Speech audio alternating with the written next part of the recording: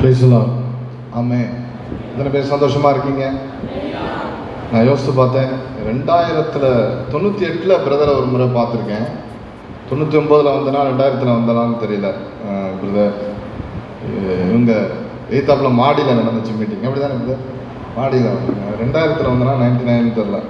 அப்போ யாரெல்லாம் 99 2000 குழந்தையா இருந்தாங்களோ இன்றைக்கி அவங்க 21 வயசு 21 வருடங்களாக நான் இங்கே வருவதற்கு ஆண்டவர் உதவி செய்திருக்கிறார். ஆமென், அல்லேலூயா, ஆமென். ஒரு ஊழியத்தோடு இசைவாய் தரிசனத்தை புரிந்து கொண்டு அதில் ஏதாவது கலகத்தை உண்டு பண்ணாமல் நம்மால் இந்த ஊழியத்துக்கு என்ன பிரயோஜனம் அப்படின்றத விளங்கி கொண்டு வேலை செய்கிறது என்பது ஒரு ஆவிக்குரிய முதிர்ச்சியை குறிக்குது. நான் பேசுகிறது உங்களுக்கு புரியுதா?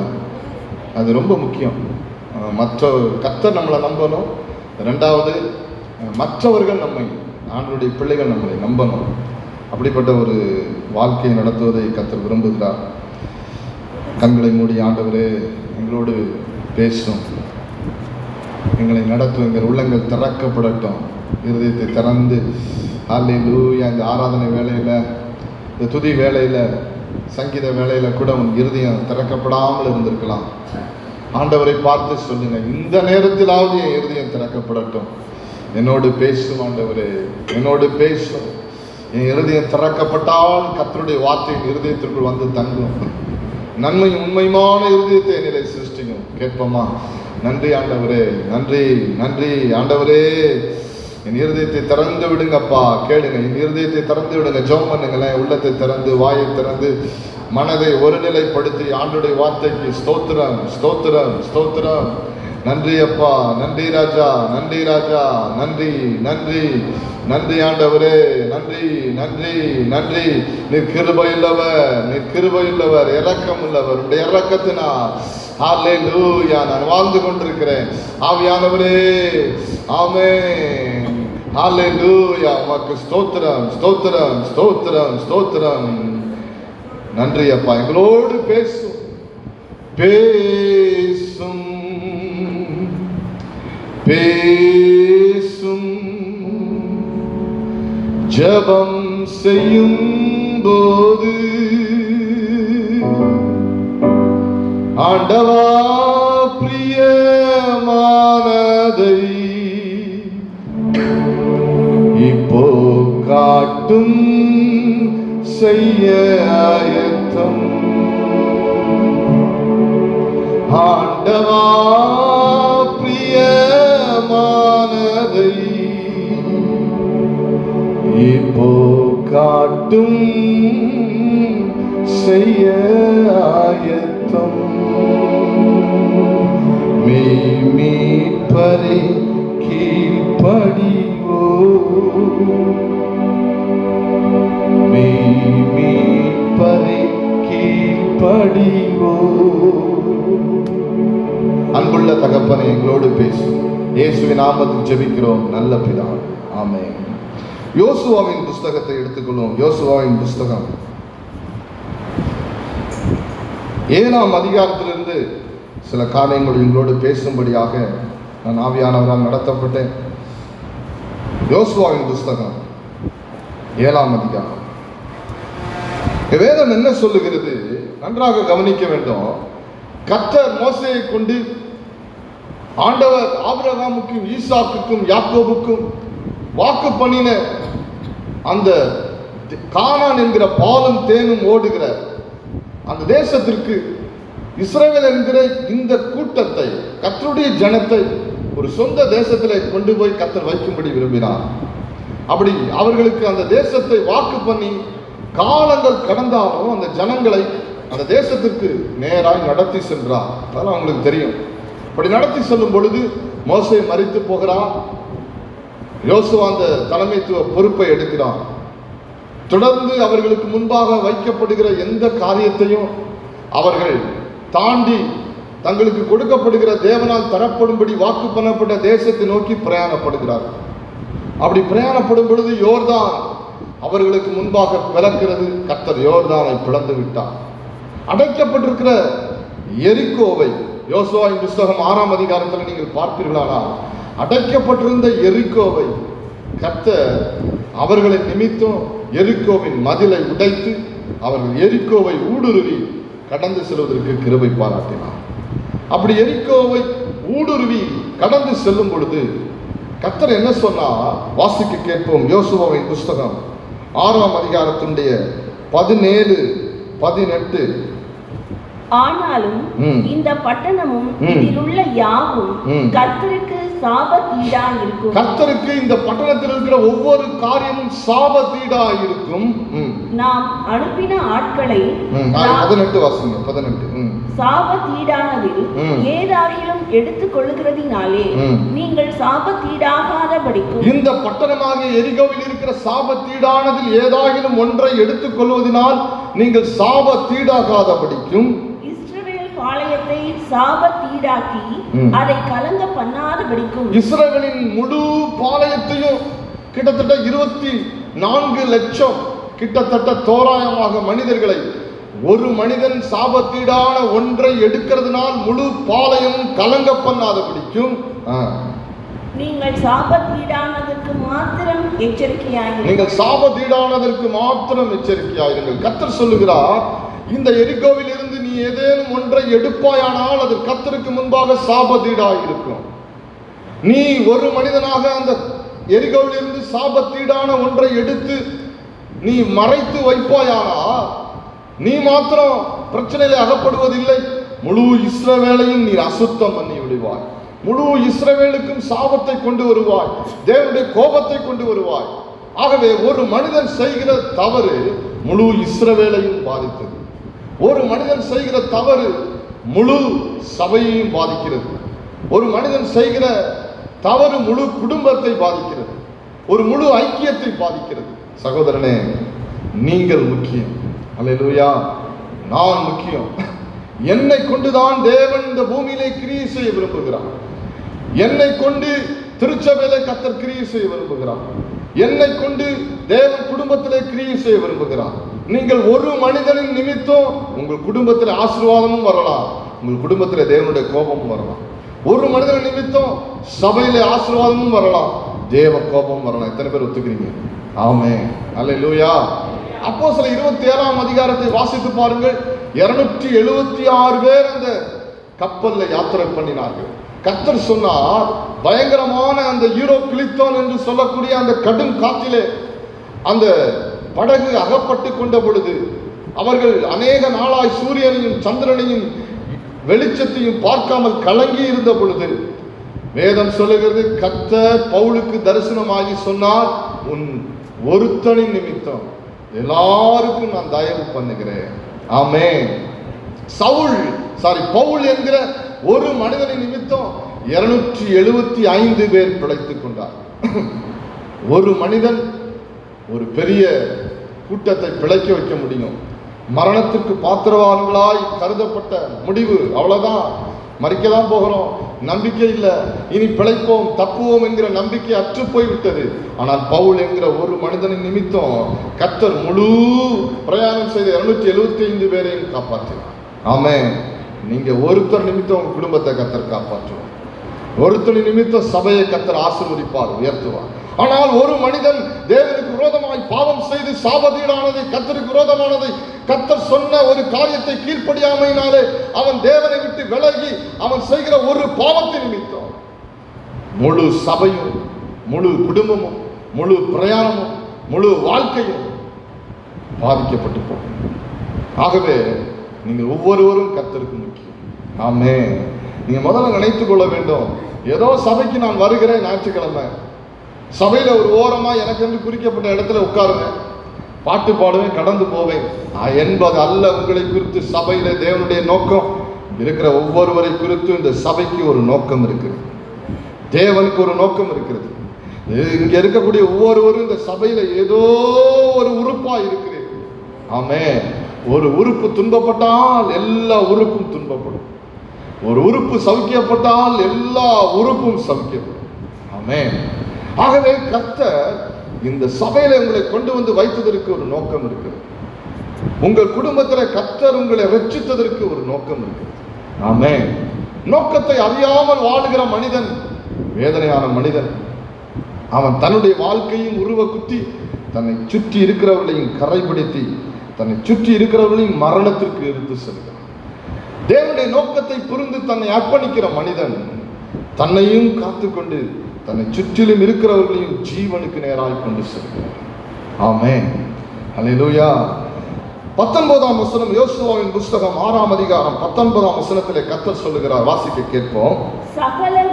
சகல வெள்ளியும் பொன்னும், எரிகோவில் இருக்கிற சகல வெள்ளியும் பொன்னும், வெண்கலத்தினாலும் இரும்பினாலும் செய்யப்பட்ட பாத்திரங்களும், எல்லா விதமான இரும்புகளில் செய்யப்பட்ட பாத்திரங்களும் கர்த்தருக்கு பரிசுத்தமானவைகள். அது கர்த்தருக்குரியவைகள், கர்த்தருக்கு பரிசுத்தமானவைகள். வாசிப்போம். அவைகள் கர்த்தரின் பொக்கிஷத்தில் சேரும் என்றார். அவைகள் போய் சேர வேண்டிய இடம் கர்த்தரினுடைய பொக்கிஷம் என்று சொல்லி எரிகோவை தேவன் யோசுவாவின் இஸ்ரவேலின் கைகளிலே கொடுக்கும் பொழுது ஒரு நிபந்தனையோடு எரிகோவை கையிலே கொடுக்கிறார். ஆமென். அல்லேலூயா. வேதாகமத்தில் இருக்கிற எல்லா பிளெஸிங்ஸ், எல்லா வாக்குத்தத்தங்கள் நிபந்தனைகளுக்கு உட்பட்டது. ஆமென்.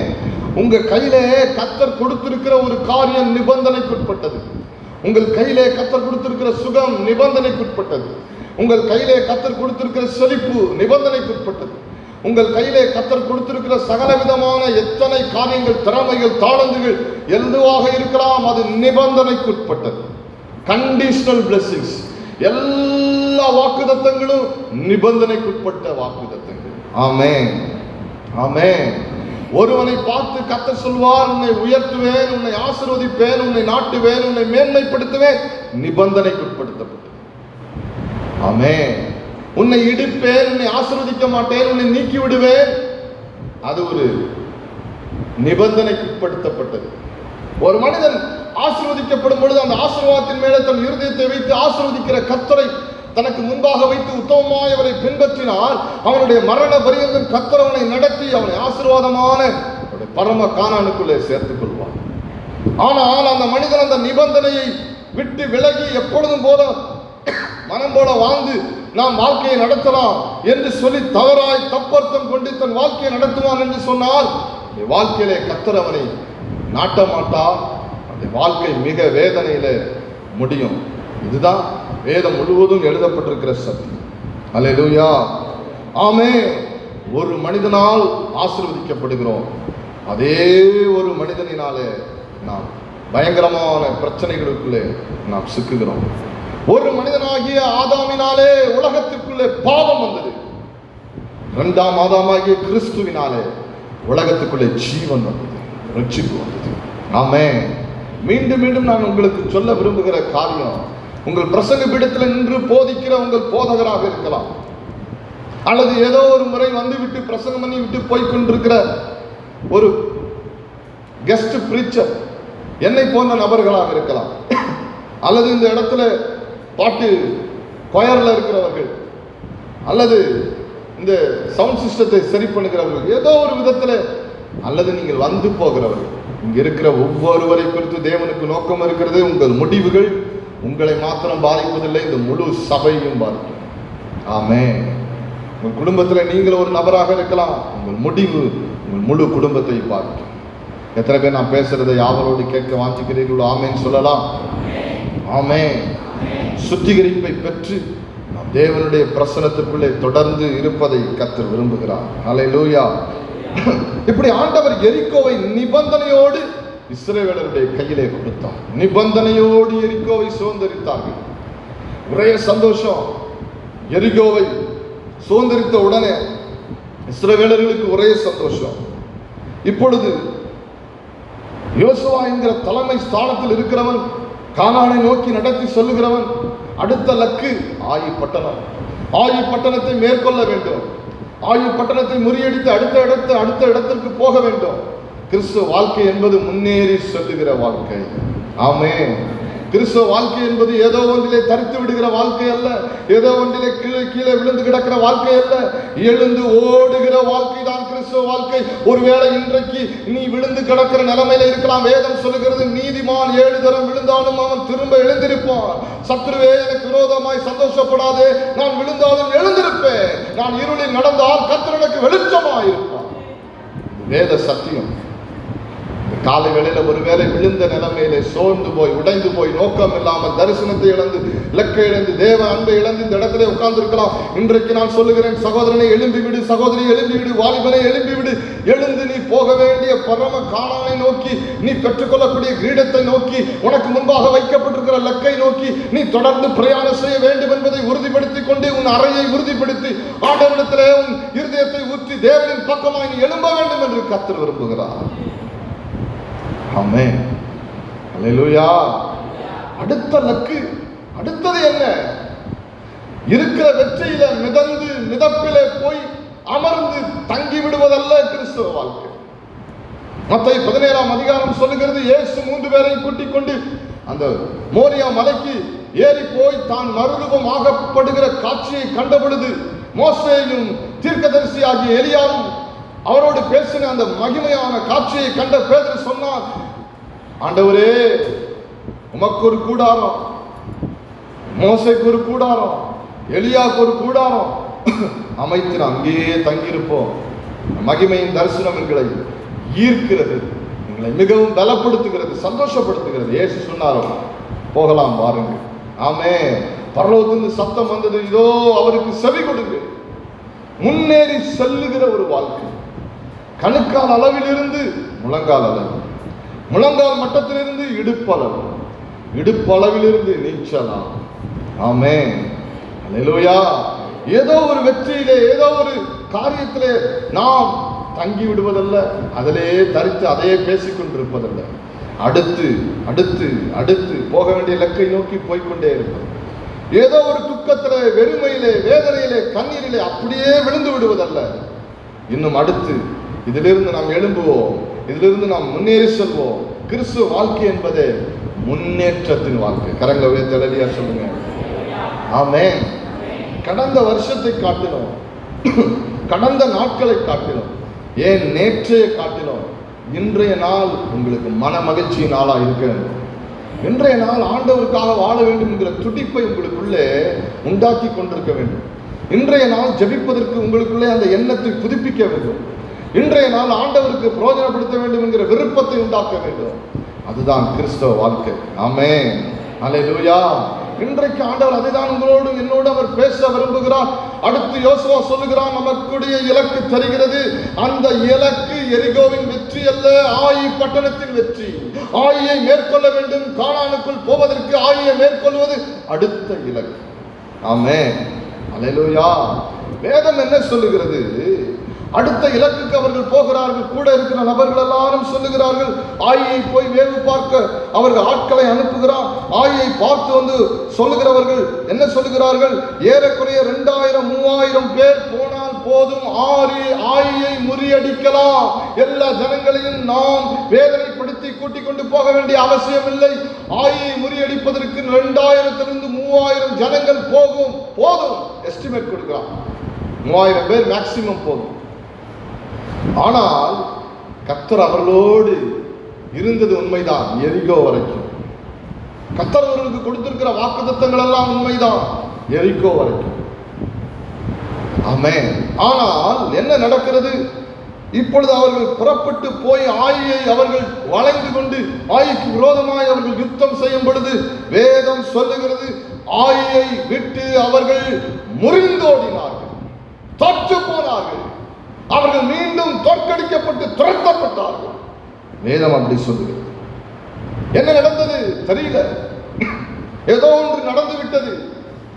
ஆகவே என்ன செய்வோம் என்று சொல்லி அவர்கள் எல்லோரும் அவருடைய இருதயங்கள் எல்லாம் தண்ணீரை போல கரைந்து போயிற்று. அப்பொழுது 6ஆம் வசனம் சொல்லுகிறது, வாசிக்க கேட்போம். அப்பொழுது யோசுவா தன் வஸ்திரங்களை கிழித்துக் கொண்டு அவனும் இஸ்ரவேலின் மூப்பரும் சாயங்காலம் கர்த்தரின் பெட்டிக்கு முன்பாக தரையிலே முகம் குப்புற விழுந்து தங்கள் தலைகளின் மேல் புழுதியை போட்டுக்கொண்டு கிடந்தார்கள். போதும். அங்க என்ன சொல்லப்பட்டிருக்கிறது? யோசுவாவும் அவனோடு கூட இருந்த மூப்பர்களும் தேவனுக்கு முன்பாக விழுந்து கிடந்தார்கள். ஒரு தோல்வி நடக்கிறது என்றால் நாம் செய்ய வேண்டிய காரியம் தேவ சமூகத்திலே விழுந்து கிடக்கிறாங்க. ஆமென். ஒரு பிரச்சனை, ஒரு போராட்டம், அது எப்போதும் போல வர்றது தாங்க. ஒரு நெருக்கம், அது எப்பொழுதும் போல வர்றது தான் இல்லை. அதிலே தேவன் சொல்லக்கூடிய ஏதோ ஒரு விஷயம் இருக்கும். தேவ சமூகத்தில் விழுந்து கிடந்தால் அதற்கான ஒரு பதிலை கர்த்தர் தருவார். ஆமென். அந்த பதிலை கர்த்தர் தருவார். அந்த என்ன பதில், நான் என்ன செய்ய வேண்டும் என்பதை குறித்து கர்த்தருடைய சமூகத்தில் விழுந்து கிடக்கக்கூடிய மனிதனாக யோசுவா இருந்தான். அப்படி கர்த்தருடைய சமூகத்தில் அப்படி விழுந்து கிடந்த பொழுது கர்த்தர் என்ன சொன்னார்? 10ஆம் வசனம். அப்பொழுது கர்த்தர் யோசுவாவை நோக்கி, எழுந்திரு, நீ இப்படி முகங்குப்புற விழுந்து கிடக்கிறது என்ன? ஆமென். ஏற்கனவே இதேதான் சொன்னார். யோசுவாவே, நீ எழுந்து யோர்தானை கடந்து உனக்கு நான் காண்பித்த தேசத்துக்கு போ. யோசுவா 1ஆம் அதிகாரத்தில் நீங்க வாசிக்கலாம்.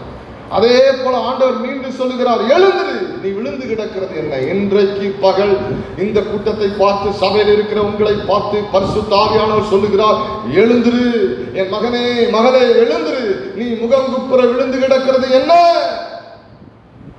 எழுந்திரு. ஆமென். எழுந்திரு. கர்த்தருடைய ஆவியானவர் சொல்லுகிறார், நீ எழுந்திரு, தேவ சமூகத்தில் எழுந்து நில், ஆண்டவருடைய பாதத்தில் எழுந்து நில். நீ விழுந்து கிடப்பதை கர்த்தர் விரும்பல, எழுந்திருப்பதை கர்த்தர் விரும்புகிறார். ஆமென்.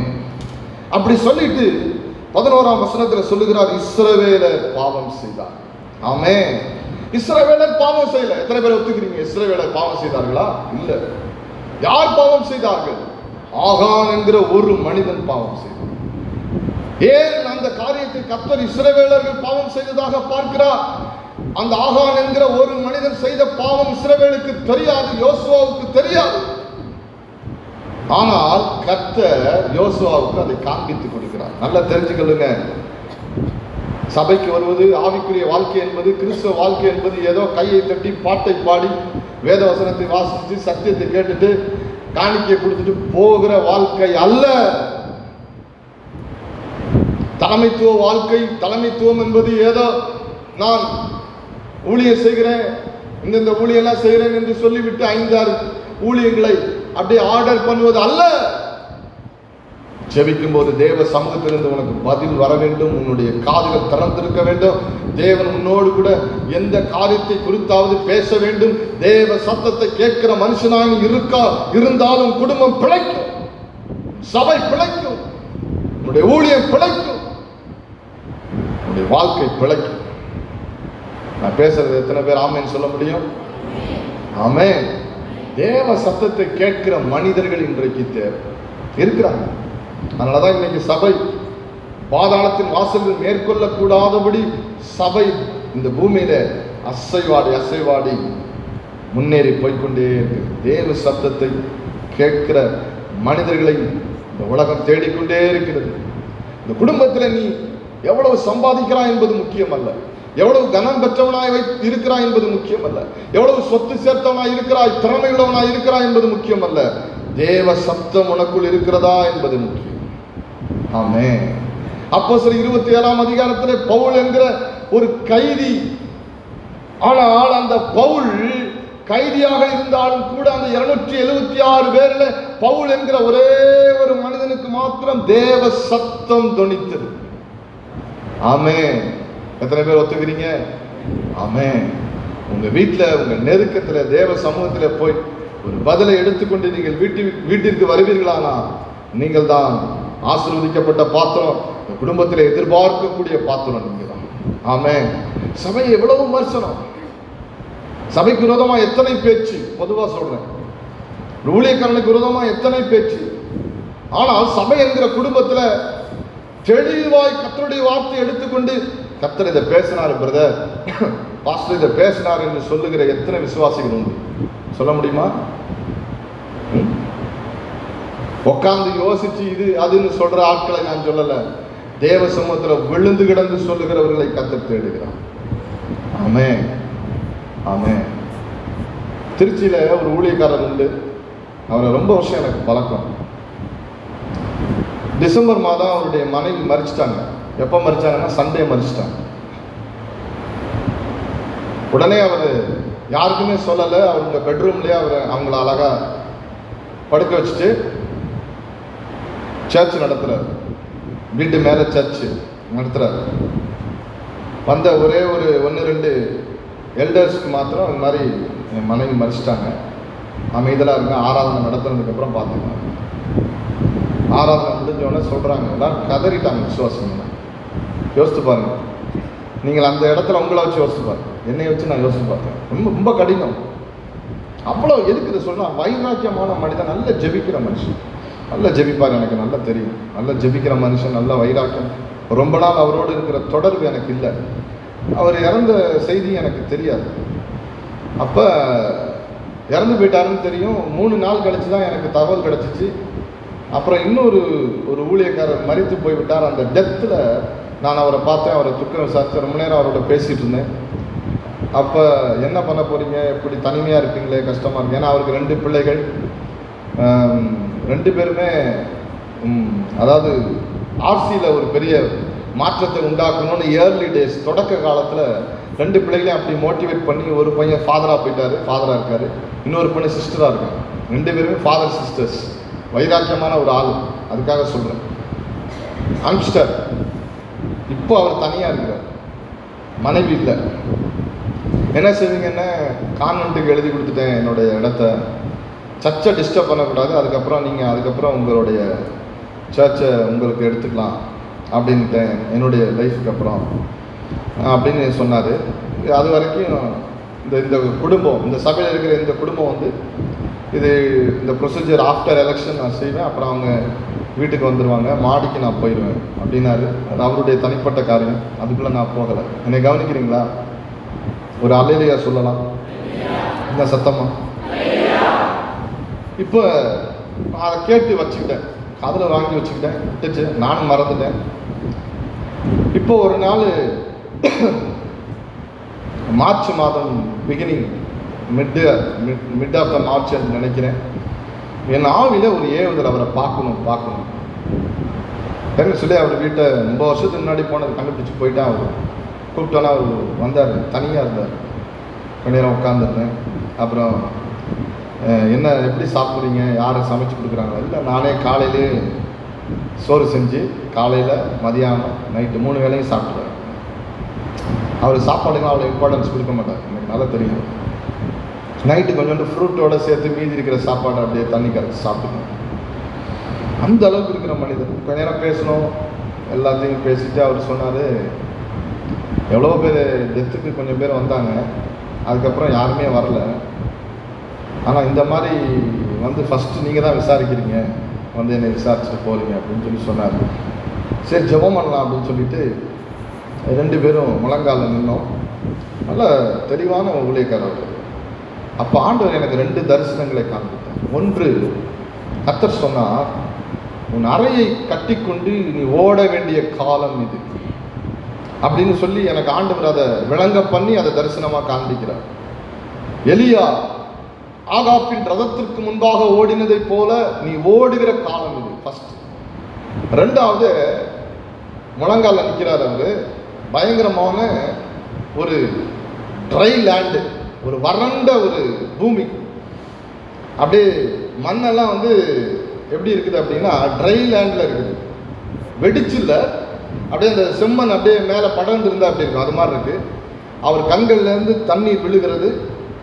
அப்படியே அந்த மண் அப்படியே மழை தண்ணி ஃபஸ்ட்டு விழும்போது எப்படி அப்படியே அந்த ட்ரை லேண்ட் எப்படி இருக்கும், ரியாக்ட் பண்ணுமோ அது மாதிரி நான் பார்த்தேன். அநித்தியமானவரை நீ நித்தியத்திற்குள்ளே கொண்டு வருகிற கிருபையை உனக்கு இன்னும் அதிகரித்து தருவேன், கர்த்தர் பேசுகிறார். அப்புறம் நான் இது 2ஐயும் அவருக்கு ப்ராஃபஸி பண்ணிவிட்டு நான் உட்காந்தப்போ அவர் சொன்னார், நீங்கள் ஓடணும், இனிமேல் பார்க்க, அப்படி நிறைய பேர் சொன்னாங்க. எப்படின்னா அறிவிலேருந்து மூளையிலேருந்து சொல்லக்கூடிய யதார்த்த வார்த்தைகளை சொன்னாங்க. ஆனால் நீங்கள் ஜெபம் பண்ணி முழங்கால நின்று இந்த வார்த்தையை சொன்னீங்க. உண்மை என்னன்னா பிரதர், அவ்வளோ வைராக்கியமான மனுஷன். மனைவியின் மரணம், பிள்ளைகளுக்கு தனிமை, அப்படியே ஊழியத்தை குறைச்சிடலாம், அப்படியே சபை நடத்துல அப்படியே விட்டுக்கலாம், ஊழியத்தை அப்படியே அவங்கள்ட்ட கொடுத்துட்டு அப்படியே லைஃப் ஆகும். கத்தரை விடாது, ஊழியத்தை அப்படியே நிறுத்திக்கலாம், ரொம்ப பெருசாக ஊழியத்தில் ஈடுபட வேணாம் அப்படின்னு அவன் மனசில் நினச்சிருந்துருக்காரு. ஆனால் கர்த்தர் பேசுகிறார், இனி எழுந்து ஓட வேண்டிய காலம். என்ன சொல்ல விரும்புகிறேன், வாழ்க்கையில நடைபெறக்கூடிய எத்தனை விஷயத்திலும் தேவ சமூகத்தில் விழுந்து கிடந்து கர்த்தர் உனக்கென்று இப்பொழுது என்ன வார்த்தையை வைத்திருக்கிறார், என்ன வழிநடத்தலை கொடுக்கிறார் என்பதை அறிந்து கொள்ளக்கூடிய ஒரு கிருபையை தேவ சமூகத்திலிருந்து நீங்கள் பெறணும். ஆமென், அல்லேலூயா. காலையிலிருந்து இரவு வரைக்கும் இன்றைக்கு கிடைக்கலையா, அடுத்த நாள் ஒரு தெளிவு கிடைக்கலையா, அதுக்கு அடுத்த நாள் அதுவும் கிடைக்கவில்லையா, தெளிவு கிடைக்கும் வரைக்கும் ப்ரையாரிட்டி, முதலிடம், முக்கியத்துவம், டைம், அதற்காக இன்வெஸ்ட் பண்ணப்படணும், ஜெபம் பண்ணணும். அதுதான் உங்களுடைய வாழ்க்கையை எடுத்து நிறுத்தும். அல்லேலூயா. வாழ்க்கை பயணத்திலே மேகத்தூணாய் வருபவரே, வாழ்க்கை பயணத்திலே மேகத்தூணாய் வருபவரே, வார்த்தையின் திருவுணவா என்னை வளமாய் காப்பவரே, வார்த்தையின் திருவுணவா என்னை வளமாய் காப்பவரே, என்னை ஆட்கொண்ட இயேசு உம்மை யாரென்று நான் அறிவேன். பாடுவோம்.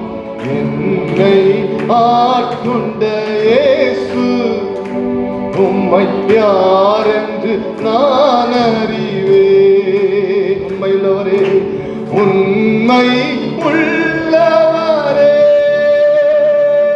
என்றும் நன்மைகள் செய்பவரே, என்றும் நன்மைகள் செய்பவரே. பாடுவோம். என்னை பாடுகிறேன்.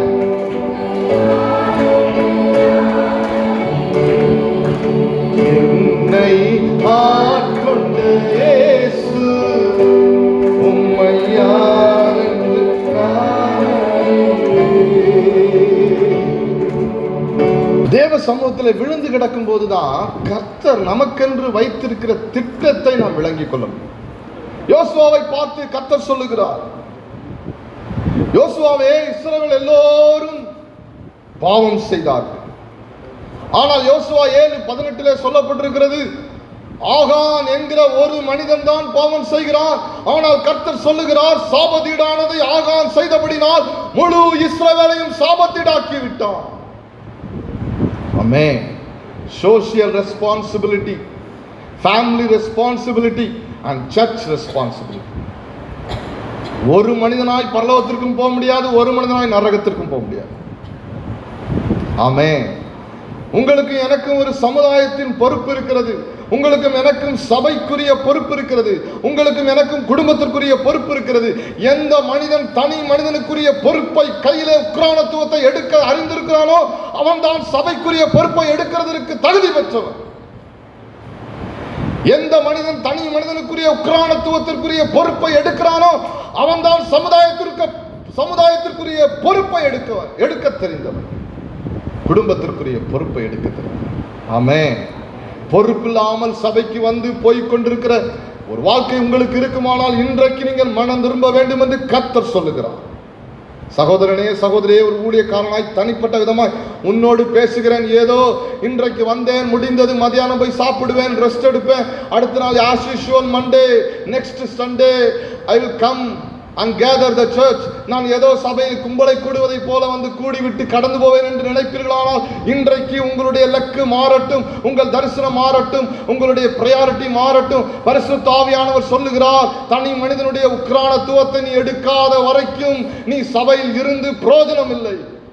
உன்னை கர்த்தர் இந்த சபைக்கும் இந்த உலகத்திற்கும் உப்பாய் வெளிச்சமாய் வைத்திருக்கிறார்.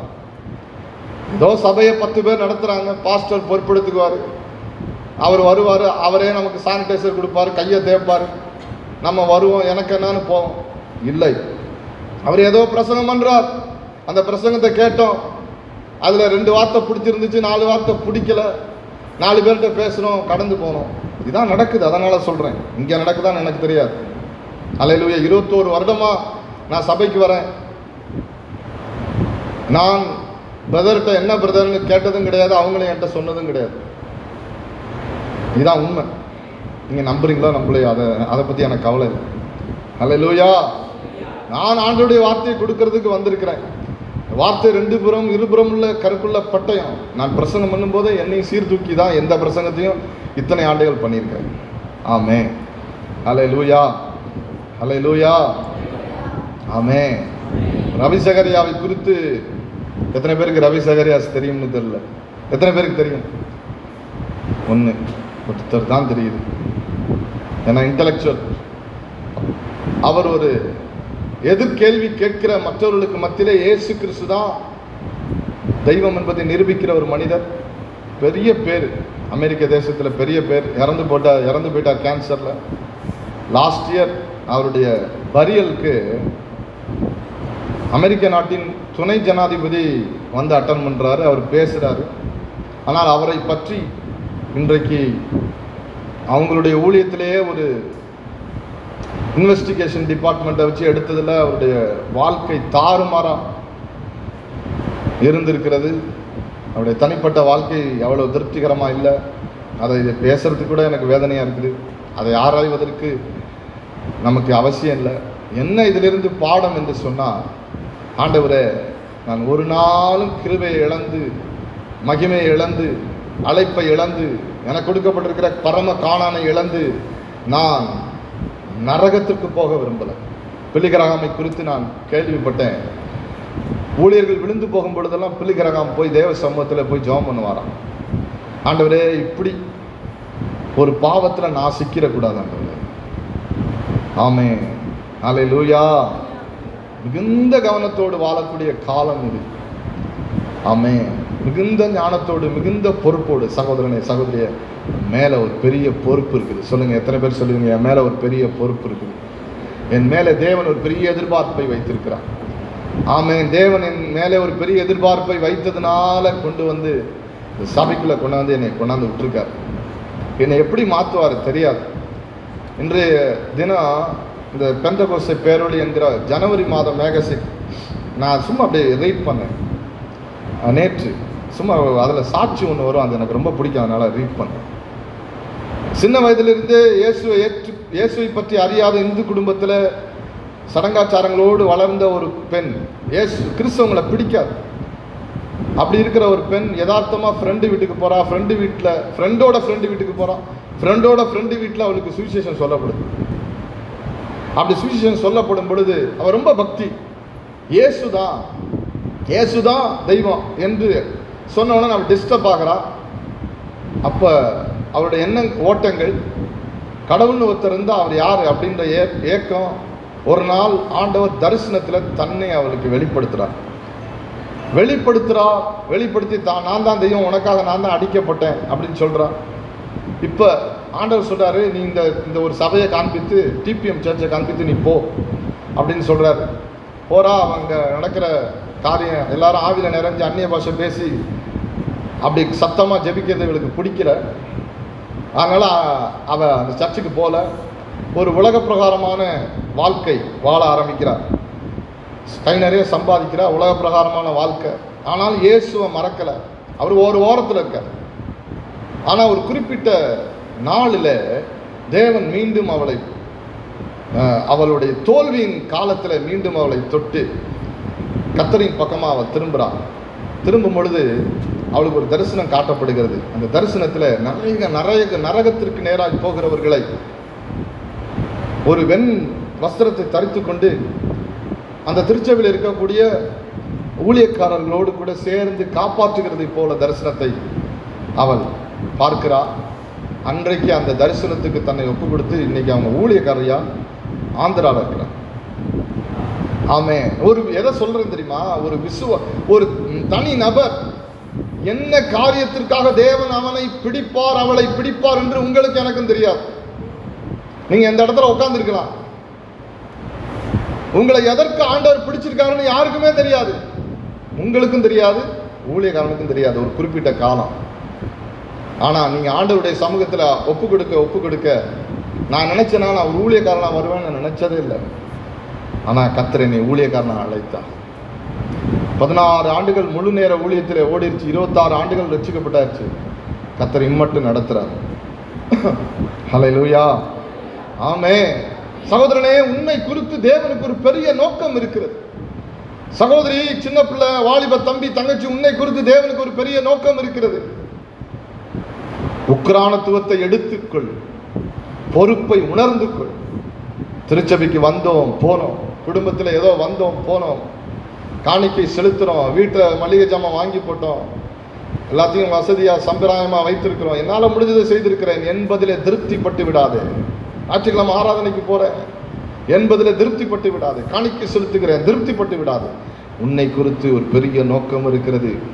தனி மனிதனுடைய வாழ்க்கையில் நீ பொறுப்பை, உக்கிரானத்துவத்தை எடுக்கும்போது தான் குடும்பத்திற்கான பொறுப்பை எடுக்கிற ஒரு பவுலாய் மாறுவான். ஒரு சபைக்கான உக்கிரானத்துவத்தை எடுக்கிற ஒரு மனுஷனாய் மாறுவான். சமுதாயத்திற்குள்ளே தேவன் வைத்திருக்கிற ஒரு பொறுப்பை எடுக்கிற மனுஷனாய் நீ மாறுவான். ஆமென். எத்தனை பேருக்கு நான் பேசுறது உங்களுக்கு புரியுது? ஆமென். நீங்கள் ஆண்டவருக்கு முக்கியம். நீங்க சொல்லுங்க, நான் ஆண்டவருக்கு ரொம்ப முக்கியம்.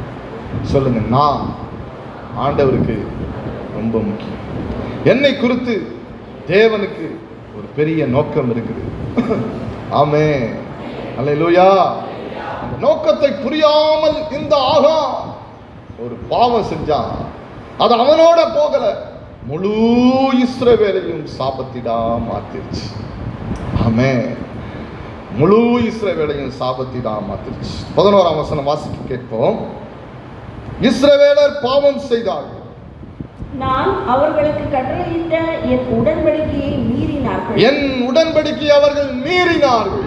சாபத்தீடானதில் எடுத்துக்கொண்டதும், சாபத்தீடானதில் எடுத்துக்கொண்டதும், களவு செய்ததும், வஞ்சித்ததும், தங்கள் பண்டம்பாடிகளுக்குள்ளே வைத்ததும் உண்டே. தங்கள் பண்டம்பாடிக்குள்ளே வைத்ததும் உண்டே. எவ்வளவு அழகா பேசுறார் பாருங்க ஆண்டவர். அல்லேலூயா, ஆமென். இத்தனை ஆண்டுகள் நான் தேவனோடு நடக்கிறேன். வெரி கிளியர், ரொம்ப ஸ்பெசிபிக். இது வரைக்கும் நான் ஆண்டுடைய சத்தத்தை அப்படி கேட்டிருக்கேன். ஆண்டவர் தெளிவா பேசுவார். இப்படிதான் புரியும்படி பேசுவார். புரியாமலாம் இப்படி இருக்கலாமோ அப்படி இருக்கலாமோ. யார்ட்டையாவது போய் கேட்டு பாருங்க, ஆண்டவர் என்ன பிரதர் பேசுனாருன்னா ஒரு கிளாரிட்டியே இருக்காது. சொந்த யோசனையில செஞ்சது, அங்க பார்த்தது, இங்க பார்த்தது, அந்த ஊழியத்தில் பார்த்தது, இந்த ஊழியத்தில் பார்த்தது, அடுத்த லைஃப்ல பார்த்தது. எனக்கென்று ஒரு லைஃப் இருக்குது, எனக்கென்று ஒரு யூனிக் ஆண்டவரோட கான்வர்சேஷன் மெத்தட் இருக்குது. எனக்கு ஆண்டவர் இந்த மாதிரி மெத்தட்ல தான் மேக்சிமம் பேசுவார். ஆமென். அப்படிதான் 90% பேசுவார். அப்நார்மலா வித்தியாசமா ஏதாவது ஒரு விதமாக மாற்றி பேசுவதற்கு எப்போதாவது பேசுவார். எனக்கு தெரியும், இது தேவ சத்தம். என் ஆடுகள் என் சத்தத்துக்கு செவி கொடுக்குது. ஆட்டுக்கு தெரியும் மேய்ப்பனுடைய சத்தம் எப்படி இருக்கு. ஆமென். ஏனென்றால் மேய்ப்பனுடைய சத்தத்தில் அது பழகி இருக்கிறது. கரங்களை உயர்த்தி அலையிலையா சொல்லுங்க. உள்ளான மனுஷனுடைய ஆத்துமா, உன் ஆத்துமா காதுகளை, உன் உள்ளான ஆவியை தேவ சத்தத்துக்கு நீ பழக்கி இருக்கிறியா சகோதரி? எத்தனை வருஷம் நான் ஆண்டவரை தேடுறேன், ஜெபம் பண்றேன், பாட்டு பாடுறேன், காணிக்கை செலுத்துறேன். அது முக்கியமல்ல. உன் உள்ளத்தை தேவ சத்தத்துக்கு சரியா பழக்கி இருக்கிறியா? யோசித்து பாருங்க. தேவ சத்தம் வரும்பொழுது கன்வின்ஸ் ஆகிற பழக்கம் உன்னிடத்துல உண்டா? தேவ சத்தம் உன்னை மேற்கொள்வதற்கு நீ விட்டு கொடுத்துருக்கிறாயா? ஆண்டவரே, அதெல்லாம் ரைட்டு, அப்படியே இருங்க, உங்க சத்தம் அப்படியே இருக்கட்டும், என் சத்தம், என் விருப்பத்தை நான் நிறைவேற்றுவேன். எத்தனை ஆவிக்குரிய விருப்பம் வரை போயிருக்காங்க தெரியுமா? ஆமென். இது வேணாம்ப்பா விட்டுரு அப்படின்னு சொன்னா, இல்ல இதான் வேணும் கேட்டு எத்தனையோ பேர் தன்னுடைய எதிர்காலத்தை இழந்திருக்கிறான். ஆமென். திருமண வாழ்க்கையில் அப்படி செஞ்சிருக்கிறாங்க நிறைய பேர். அதனாலதான் ஊழியக்காரங்களா அனுபவத்தை பார்த்து அநேக காரியங்களை பார்த்தவர்கள் சொல்லுகிறோம், சும்மா சொல்லல. பிடிவாதம், இதுதான் எனக்கு வேண்டும், அது எனக்கு வேண்டாம். ஆனால் ஆண்டவர் சொல்லுகிறதற்கு அப்படியே கீழ்ப்படுகிறவனுக்கு பேர் தான் நசரேயன். ஆமென். இயேசு ஒரு நசரேயன், அப்படியே கீழ்ப்படுகிறார். எவ்வளவு அழகா கர்த்தர் யோசுவாவினிடத்திலே சொல்லுகிறார். சாபதீடானதில் எடுத்துக்கொண்டதும், களவு செய்ததும், திருடுனதும், வஞ்சித்ததும். ஆமென். அல்லேலூயா. முதல்ல எடுக்கிறான், அப்புறம் திருடுறான். நீங்க எடுத்து வாசிங்கன்னா இதை செஞ்சவன் பேர் ஆகான். கர்த்தர் சொல்றாரு, எடுக்காதப்பா, எரிகோல இருக்கிறதெல்லாம் சபிக்கப்பட்டது. உடனே இந்த ஆகான் பார்க்கிறான். வேதம் சொல்லுகிறது, அவன் கண்கள்ல எது உறுத்துனுச்சு? 21ஆம் வசனம், 7ஆம் அதிகாரத்தினுடைய 21ஆம் வசனம். கொள்ளையிலே நேர்த்தியான ஒரு பாபிலோனிய சால்வையையும் 200 வெள்ளி சேக்கலையும் 50 சேக்கல் நிறையான ஒரு பொன் பாலத்தையும் நான் கண்டு அவைகளை இச்சித்து எடுத்துக்கொண்டேன். இதோ அவைகள் போதும், இச்சித்து எடுத்துக்கொண்டேன். எடுக்கிறான். ஆண்டவர் சொல்றாரு, ஆண்டவர் வேணான்னு சொல்றது எத்தனை கோடியா இருந்தாலும் அதை தூக்கி அறிகிறவன் தான் கர்த்தருடைய பிள்ளை. ஆமென். அல்லேலூயா. உங்களுக்கு முன்னாடி கோடி வேணுமா? கர்த்தர் வேணுமா? முடிவு செய்யும். வேலை வேணுமா? கர்த்தர் வேணுமா? ஆமென். 5 லட்சம் கொடுத்தா வேலை கொடுத்துட்றான் விசுவாசி. 5 லட்சத்துக்கு வேலை போயிடுவான். ஆமென். என் பொண்ணை கட்டிக்க, உனக்கு 200 பவுன் நகை தரேன், ஃபாரின்ல செட்டில் ஆகலாம், அது இது எல்லாம் சொல்லுவாங்க. உடனே அவ்வளோதான் மதிப்பு, அதுக்கு போயிடுவான், வேலை போயிடுவான். சொல்றது புரியுதா உங்களுக்கு? லெக்சரர் வேலை வருது, இத்தனை லட்சம் கொடுத்தா லெக்சரர் போஸ்ட் கிடைச்சிடும். பிரச்சனையே இல்லை, நம்ம பாட்டுக்கு ஸ்மூத்தாக போகலாம். அதுலேருந்து தசமபாகம் எவ்வளோ கொடுக்கலாம்? 1 லட்ச ரூபா சம்பளம் கிடைக்கும், 80,000 ரூபா சம்பளம் கிடைக்கும். தசமபாகம் எவ்வளோ கொடுக்கலாம்? உண்மைதானே?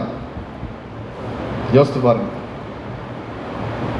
எடுத்துக்கொண்டதும் கிடக்குது. வேதம் சொல்லுகிற அந்த நேர்த்தியான பாபிலோனிய சால்வை, வெள்ளி சேக்கல், பொன் பாலம், இவைகளெல்லாம் கிடக்குது. அதை பார்த்த உடனே இந்த மனுஷன் எடுத்துக்கொள்ளணுன்ற விருப்பம் அவனுக்கு வருது. எடுத்துக்கொண்டான், பார்த்தான், அதை எடுத்துக்கொண்டான். கர்த்தர் என்ன சொன்னாரு? அதை எடுக்காத. ஆமென். முதல்ல ஒரு காரியம் வரும்போதே அதை கண்ணை உறுத்தாம தூக்கி ஒண்ணும் இல்லை சாணின்னு நினைக்கிறவன் தான் கர்த்தருடைய மனுஷனா மாற முடியும். அல்லேலூயா. ஆமென். கேயாசியை பார்த்து எலிசா சொன்னான், நீ அந்த மனுஷன் ரதத்திலிருந்து கீழே இறங்கி திரும்பின பொழுது, நீ அவன் தரக்கூடிய அந்த வெகுமானங்களுக்காக அவன் தேருக்கு பின்னே ஓடின, ரதத்திற்கு பின்னே ஓடின பொழுது என் மனம் உன்னுடனே செல்லவில்லையோ? குஷ்டரோகம் உன்னை உன் சந்ததியை பிடிக்கும். ஆமென். அல்லேலூயா. கோடிகளுக்கு விலை பேசப்பட்டவர்கள் அபிஷேகத்தை இழந்த எத்தனையோ பேர். 70 பேர் இருக்கிற சபைக்கு 120 கோடிக்கு சபை கட்டிட்டு ஒருத்தர் உட்கார்ந்துருக்கார். ஆதியில நல்ல பிரதிஷ்டை உள்ள மனுஷன், நீ பேச முடியல. ஆமென். ஆத்துமா 200 பேர் தான், அதுக்கு எதுக்கு 120 கோடி இன்வெஸ்ட் பண்ணும்? யோசிச்சு பாருங்க.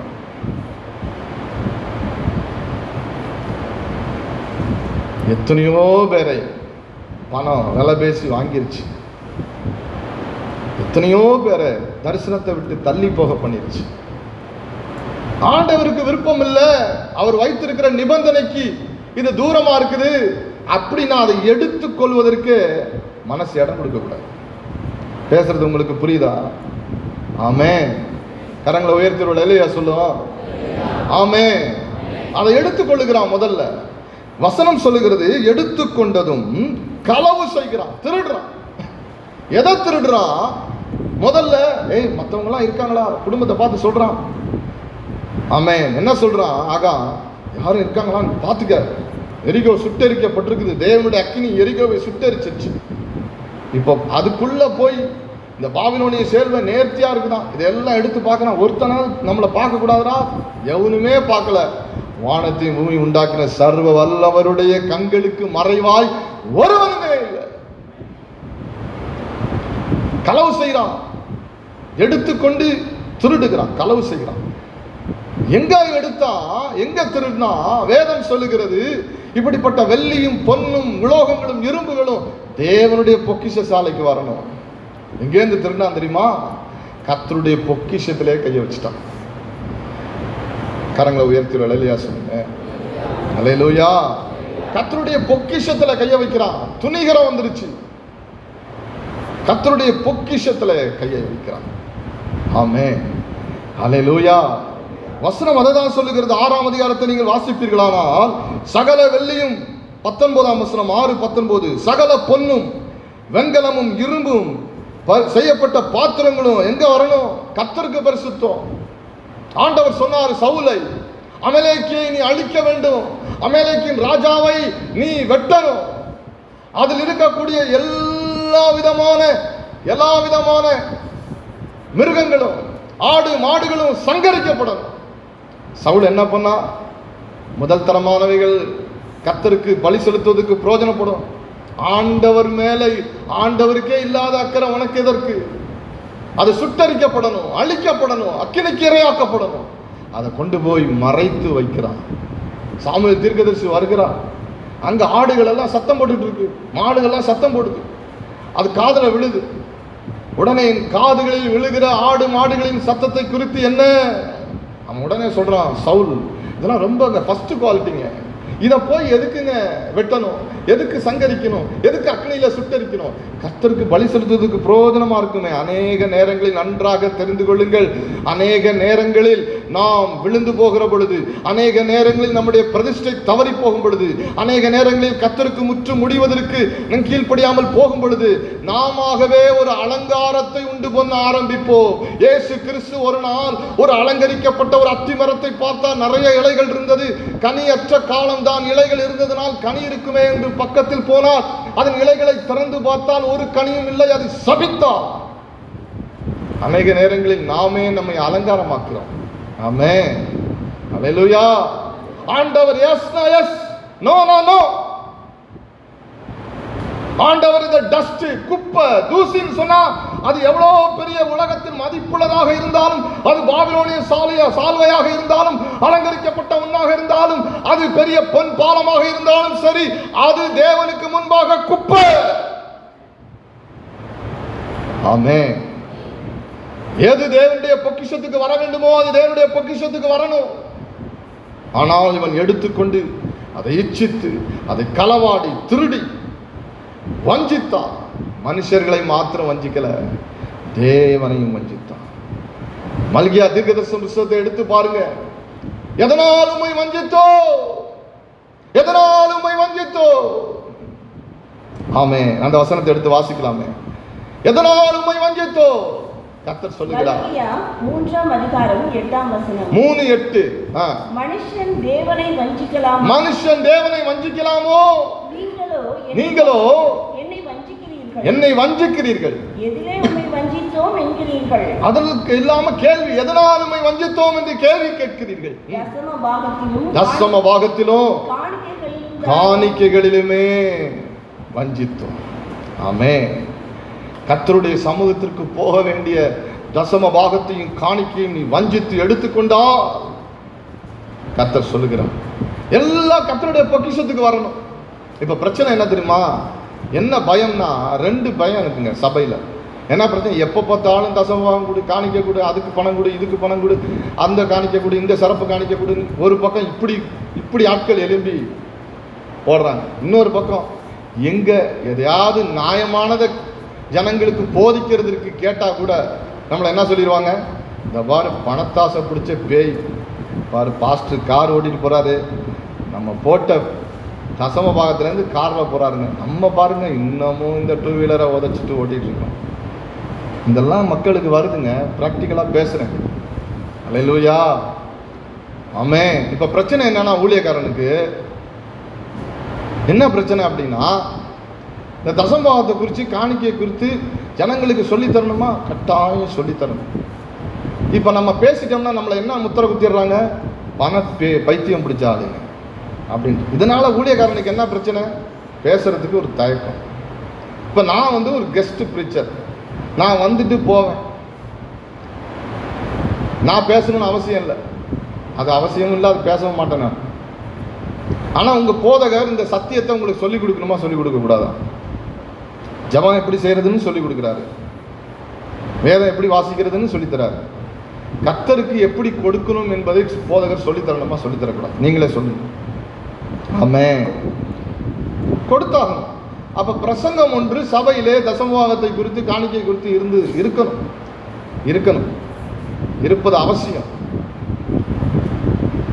நான் இதுவரைக்கும் யாரிடத்துலையும் போய் காணிக்க, தசமபாகம் அது மாதிரிலாம் எனக்கு ஒன்றும் இல்லை, அப்படி எதிர்பார்த்து ஊழியம் செஞ்சதில்லை. நல்லா புரிஞ்சுக்குங்க. ஆனால் நான் அதற்காக இங்கே பேசலை. உங்கள் போதகர் அப்படிப்பட்ட ஒரு ஊழியத்தை ஸ்தாபிக்கிறாங்களான்னா எனக்கு தெரிஞ்சு 20 வருஷம் பழக்கத்தில் அதை முக்கியத்துவப்படுத்தி ஊழியம் செய்கிற மாதிரி எனக்கு தெரியல. ஆனால் அந்த தசமபாகத்தையும் காணிக்கையும் சபைக்கு கொடுக்க வேண்டிய பொறுப்பு உங்களுக்கு இருக்கா இல்லையா அப்படின்னா இருக்கு. அதை போதிக்கணுமா, போதிக்கக்கூடாதா? கட்டாயம் போதிக்கணும். ஆமென். ஓ பிரதர், நேற்று உங்களுக்கு நைட்டு ஃபோன் பண்ணி பிரதர் இதை டச் பண்ணுங்க அப்படின்னு சொன்னாரா அப்படின்னா, அவர் எனக்கு ஃபோன் பண்ணார் வியாழக்கிழமைன்னு நினைக்கிறேன். ஃபோன் பண்ணப்போ பிரதர் நான் நாளைக்கு கன்ஃபார்ம் பண்ணுறேன்னு சொன்னேன். அப்புறம் அடுத்த நாள் நான் பண்ணுற கவுன்சிலிங்க்கு 2-3 பேர் வந்தாங்க. பேசிகிட்டு இருந்தேன். என் பிரதர் ஃபோன் பண்ணிட்டாங்க, கடைக்கு போயிருந்தேன், என் ஒய்ஃப் தான் எடுத்தாங்க. அப்போ நான் திருப்பி கூப்பிட்டேன், பிரதர் நான் வரேன் அப்படின்னு சொன்னேன். எங்களுக்குள்ளே நடந்த பேச்சே இவ்வளோதான். ஆமென். அல்லேலூயா. நான் பேசுறது உங்களுக்கு விளங்குதா பிரியமானவர்களே? ஆமென். சிஎஸ்ஐ சபையோட பிஷப் சொன்னாராம், ஒரு பிரதர் என்கிட்ட சொன்னாங்க, பா சிஎஸ்ஐயில் நல்லா தசமபாகம் கொடுக்குறீங்க, எங்கே கொண்டு போய் கொடுக்குறீங்கன்னா மிஷனரி மூமெண்ட்ஸ்க்கெலாம் கொடுக்குறீங்க ஏன்னா, ஆனால் சிஎஸ்ஐ ஸ்தாபனத்தில் இவ்வளோ காரியங்கள் இருக்குது, அட்லீஸ்ட் மெயின்டெனன்ஸுக்காவது 3% கொடுங்கன்னு கெஞ்சினாராம். எவ்வளோ? At least 3% for maintenance. அவர் கேட்டார். நான் என்ன சொல்ல வரேன் தெரியுங்களா? உங்கள் சபைக்கென்று கர்த்தர் உங்களுக்கு கொடுக்கும்படி நிர்ணயித்திருக்கிறவைகள் எதுவோ அதை சபைக்கு சேர்ப்பதில் கவனமாக இருக்கும். அல்லேலூயா. ஆமென். கொடுப்பதில் இருக்கிற சந்தோஷம் பெருசுங்க. அதில் 10லலாம் அப்படியே முடக்கிற முடியாது. 10க்கு மேலே கொடுக்குற இறுதியம் நமக்கு வேணும். ஆமென். கரங்களை உயர்த்தி அல்லேலூயா சொல்லுங்க. ஆமென். நீங்கள் 10க்கு மேலே கொடுக்கணும்னு விருப்பம் உங்களுக்குள்ள வந்துருச்சுன்னா கர்த்தர் உங்களை அதிகமாக பிளஸ் பண்ணுவார். உண்மை அதுதான். எவன் விதைக்கிறானோ அவனுக்கு அறுப்பதற்கு ஏதுவான ஆசீர்வாதத்தை கர்த்தர் தருவார். விதை நல்லுக்கு ஏற்ப ஆசீர்வாதத்தை கர்த்தர் தருவார். நல்ல கவனிங்க, தேவன் இதை ஒரு ஆசீர்வாதமாக வைத்திருக்கிறார். ஆமென். மத்தேயு சுவிசேஷத்தில் வேதம் சொல்லுகிறது 6ஆம் அதிகாரம் 21ஆம் வசனம், உன் இருதயம் எங்கே இருக்கிறதோ, லூக்கா 12:34, அங்கே உன் பொக்கிஷம் இருக்கு. ஆமென். எப்போ பார்த்தாலும் பஞ்சம் பாடிக்கிட்டு, எப்போ பார்த்தாலும் கணக்கு பார்த்துக்கிட்டே இருப்பீர்களானால் கட்டாயம் உங்களுடைய வாழ்க்கையில் சொல்லுகிறேன், திட்டமிட்ட வாழ்க்கை அவசியம். நல்ல கவனிங்க, திட்டமிட்ட வாழ்க்கை அவசியம். இஷ்டத்துக்கு உணர்ச்சி வசப்பட்டு பணத்தை போடுறது, திருப்பி ஐயோ நான் பணத்தை கொடுத்துட்டேன்னு புலம்புறது, அப்படி அல்ல. டிசிப்ளின்டு லைஃப் ஸ்டைல் நமக்கு அவசியம். ஒரு ஒழுங்குக்குட்பட்ட திட்டமிட்ட ஒரு கொடுக்கிற ஒரு இருதயம், கொடுக்கிற ஒரு பழக்கம் நமக்கு தேவை. புரிந்து கொண்டவங்க ஒரு ஆமேன்னு சொல்லுங்க. ஆமே. நான் அப்படி பழகிறேன், அப்படி நான் இன்ன வரைக்கும் வைத்திருக்கிறேன். இந்த 16 ஆண்டுகள் முழு நேர ஊழியத்தில் ₹1 எனக்கு கடன் இல்லை என்பதை நான் தேவ சமூகத்தில் இருந்து உண்மையாய் ஒத்துக்கொள்ளுகிறேன். எந்த சந்தர்ப்பத்திலும் எதையும் எதிர்பார்த்து நான் ஒரு வீட்டிற்கு போய் நின்று ஜபித்ததில்லை என்பதை ஆண்டவருக்கு முன்பாக இந்த பலிபிடத்தில் நான் சொல்ல முடியும். எனக்கு கொடுக்கிறேன் என்று சொன்னவர்களை கூட வேண்டாம் என்று சொன்னது உண்டு. 10 நாளைக்கு முன்னாடி ஒரு சிஸ்டர் ஃபோன் பண்ணாங்க, பிரதர் எங்கள் குடும்ப சொத்து சேல்ஸ் ஆக போகுது.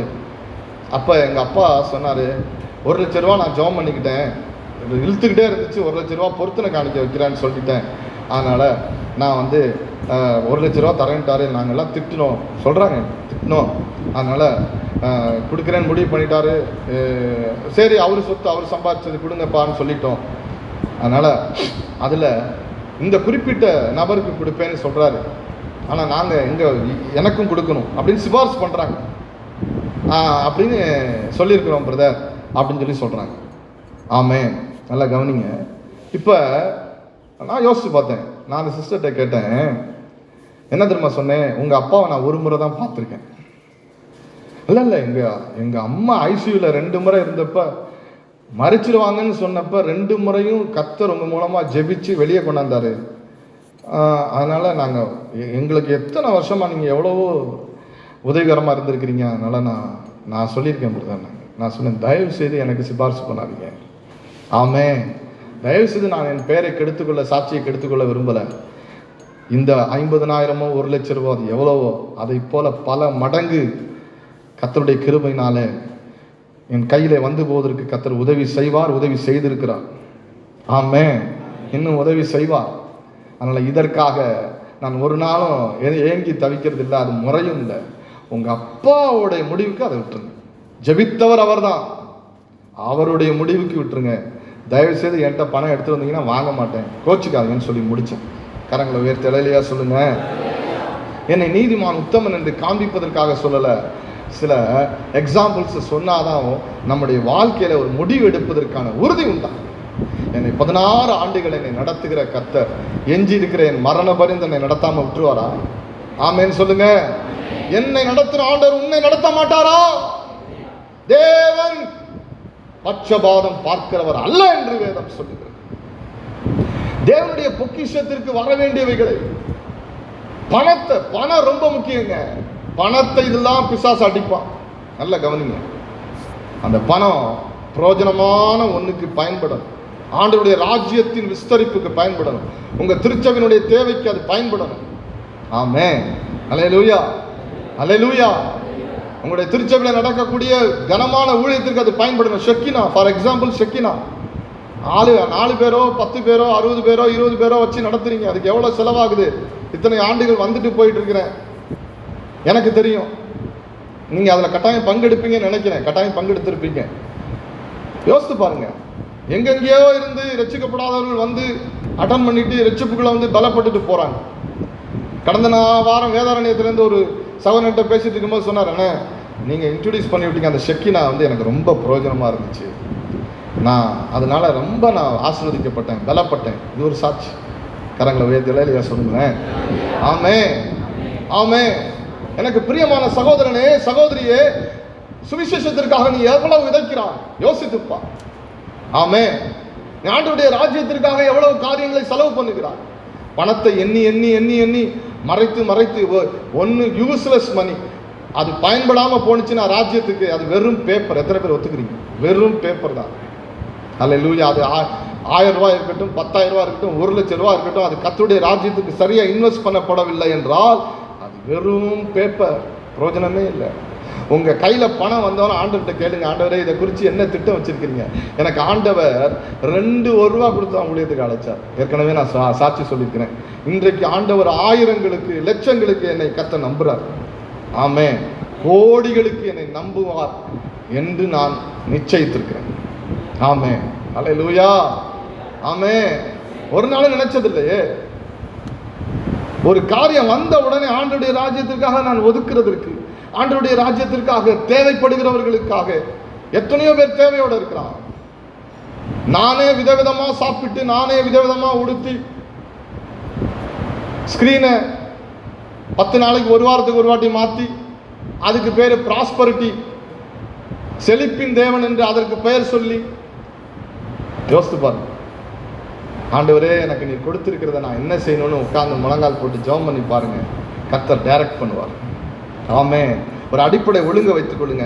நான் ஒரு இடத்திற்கு போறேன், ஒரு சபைக்கு நான் போறேன், அங்கே போய் என்னுடைய பங்கு இருக்கிறது, அங்கே என்னுடைய பங்கு எதுலெல்லாம் இருக்க வேண்டும் யோசித்து பாருங்க. அதுல உங்களுடைய பலத்தை இன்வெஸ்ட் பண்ணுங்க, உங்க திறமைகளை இன்வெஸ்ட் பண்ணுங்க. மத்தேயு 25ஆம் அதிகாரத்தில் வசனம் சொல்லுகிறது, தாளந்துகளை கொடுக்கிறான், 1 தாளந்தை வாங்கினவனோ அதை கொண்டு போய் புதைத்து வைத்தான். வாசிப்போம். இன்னும் 10 நிமிடம் நான் பேச வேண்டியது இருக்கிறது. வாசிப்போம். வாசிங்க 21ஆம் வசனத்தை வாசிங்க. 21ஆம் வசனம். மத்தேயு 25:21. சாரி, யோசுவா 7:21. கொல்லையிலே நேர்த்தியான ஒரு பாபிலோனிய சால்வையும் 200 வெள்ளி சேக்கலையும் 50 சேக்கல் நிறையான ஒரு பொன் பாலத்தையும் நான் கண்டு அவைகளை இச்சித்து எடுத்துக்கொண்டேன். இதோ அவைகள் என் கூடாரத்தின் மத்தியில் பூமிக்குள் புதைந்திருக்கிறது, வெள்ளி அதன் அடியில் இருக்கிறது. தேவனுடைய பொக்கிஷ சாலைக்கு போக வேண்டியவர்கள் எல்லாம் பூமியில புதைஞ்சிருச்சு. ஆமென், ஹல்லேலூயா. தேவனுடைய பொக்கிஷ சாலைக்கு போக வேண்டியதெல்லாம் பூமியில புதைச்சி, யாரோ ஒருத்தன் அதை மோசமானவன் அனுபவிக்கிறதுக்கு நீ கடந்து போக போகிறாயா? ஊழியக்காரன்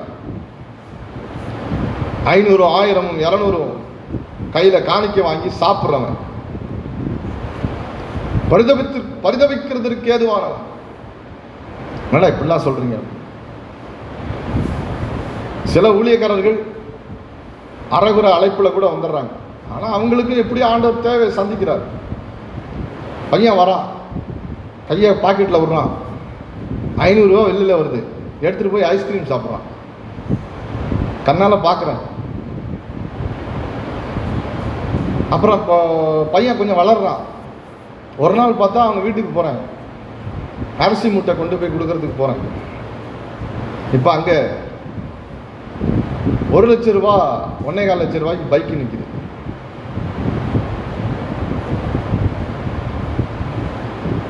யோசித்து பாருங்க. மனசாட்சி ஒன்று இருக்குல்ல.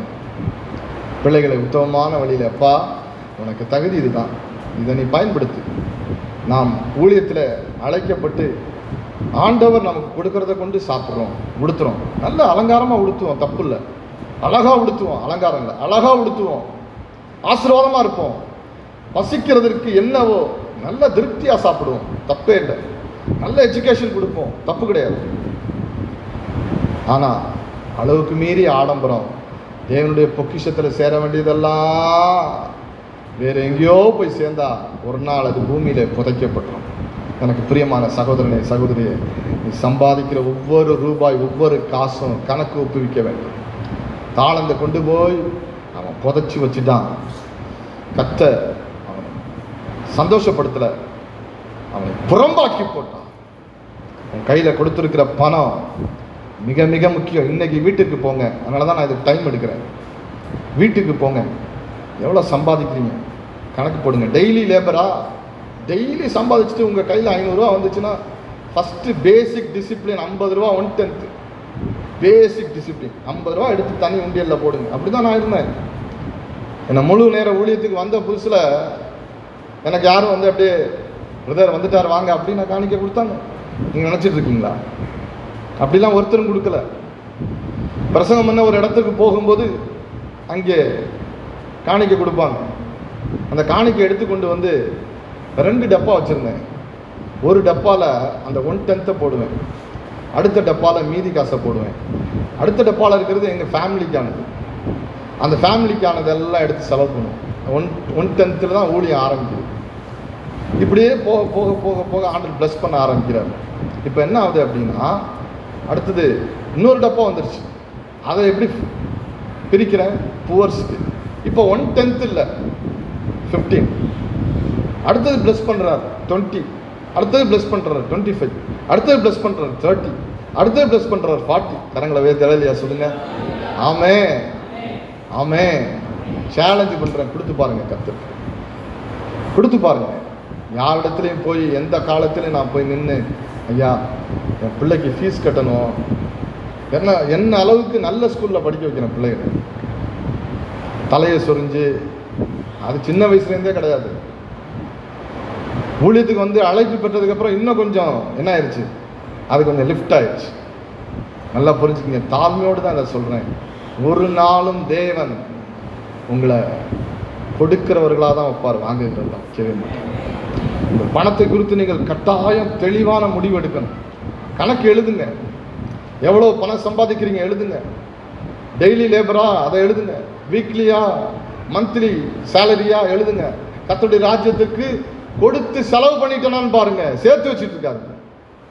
கரங்களை உயர்த்தி அலரியா சொல்லுங்க. ஆமே ஆமே. இப்போ என்னையை பொறுத்தவரை நான் என்ன பண்ணுறேன், கொஞ்சம் சேமிப்பு வைப்பேன். எல்லாத்தையும் செலவு பண்ணிட மாட்டேன். ஏன்னா அடுத்த மீட்டிங்க்கு, அடுத்த ஒரு ஊழியத்துக்கு சேர்த்துக்கு எனக்கு பணம் தேவைப்படுது, அதனால் சேமித்து வைப்பேன். ஏன்னா நான் ஊழியத்தில் பண தேவைகளை சொல்லி நான் கேட்டு ஊழியம் செய்யாதனால இதை தான் நான் எடுத்து பயன்படுத்தி அதுக்கப்புறம் ஆண்டவர் தேவைகளை சந்திப்பார். எனக்கு கற்றுக் கொடுத்துருக்கிற ஃபினான்ஷியல் ஸ்ட்ராட்டஜி வேறு. உங்களுக்கு என்ன கற்றுக் கொடுக்கிறார் என்பதை உங்கள் காதுகளை திறந்து கேளு. கரங்களை உயர்த்தி அலையிலையா சொல்லுங்கள்.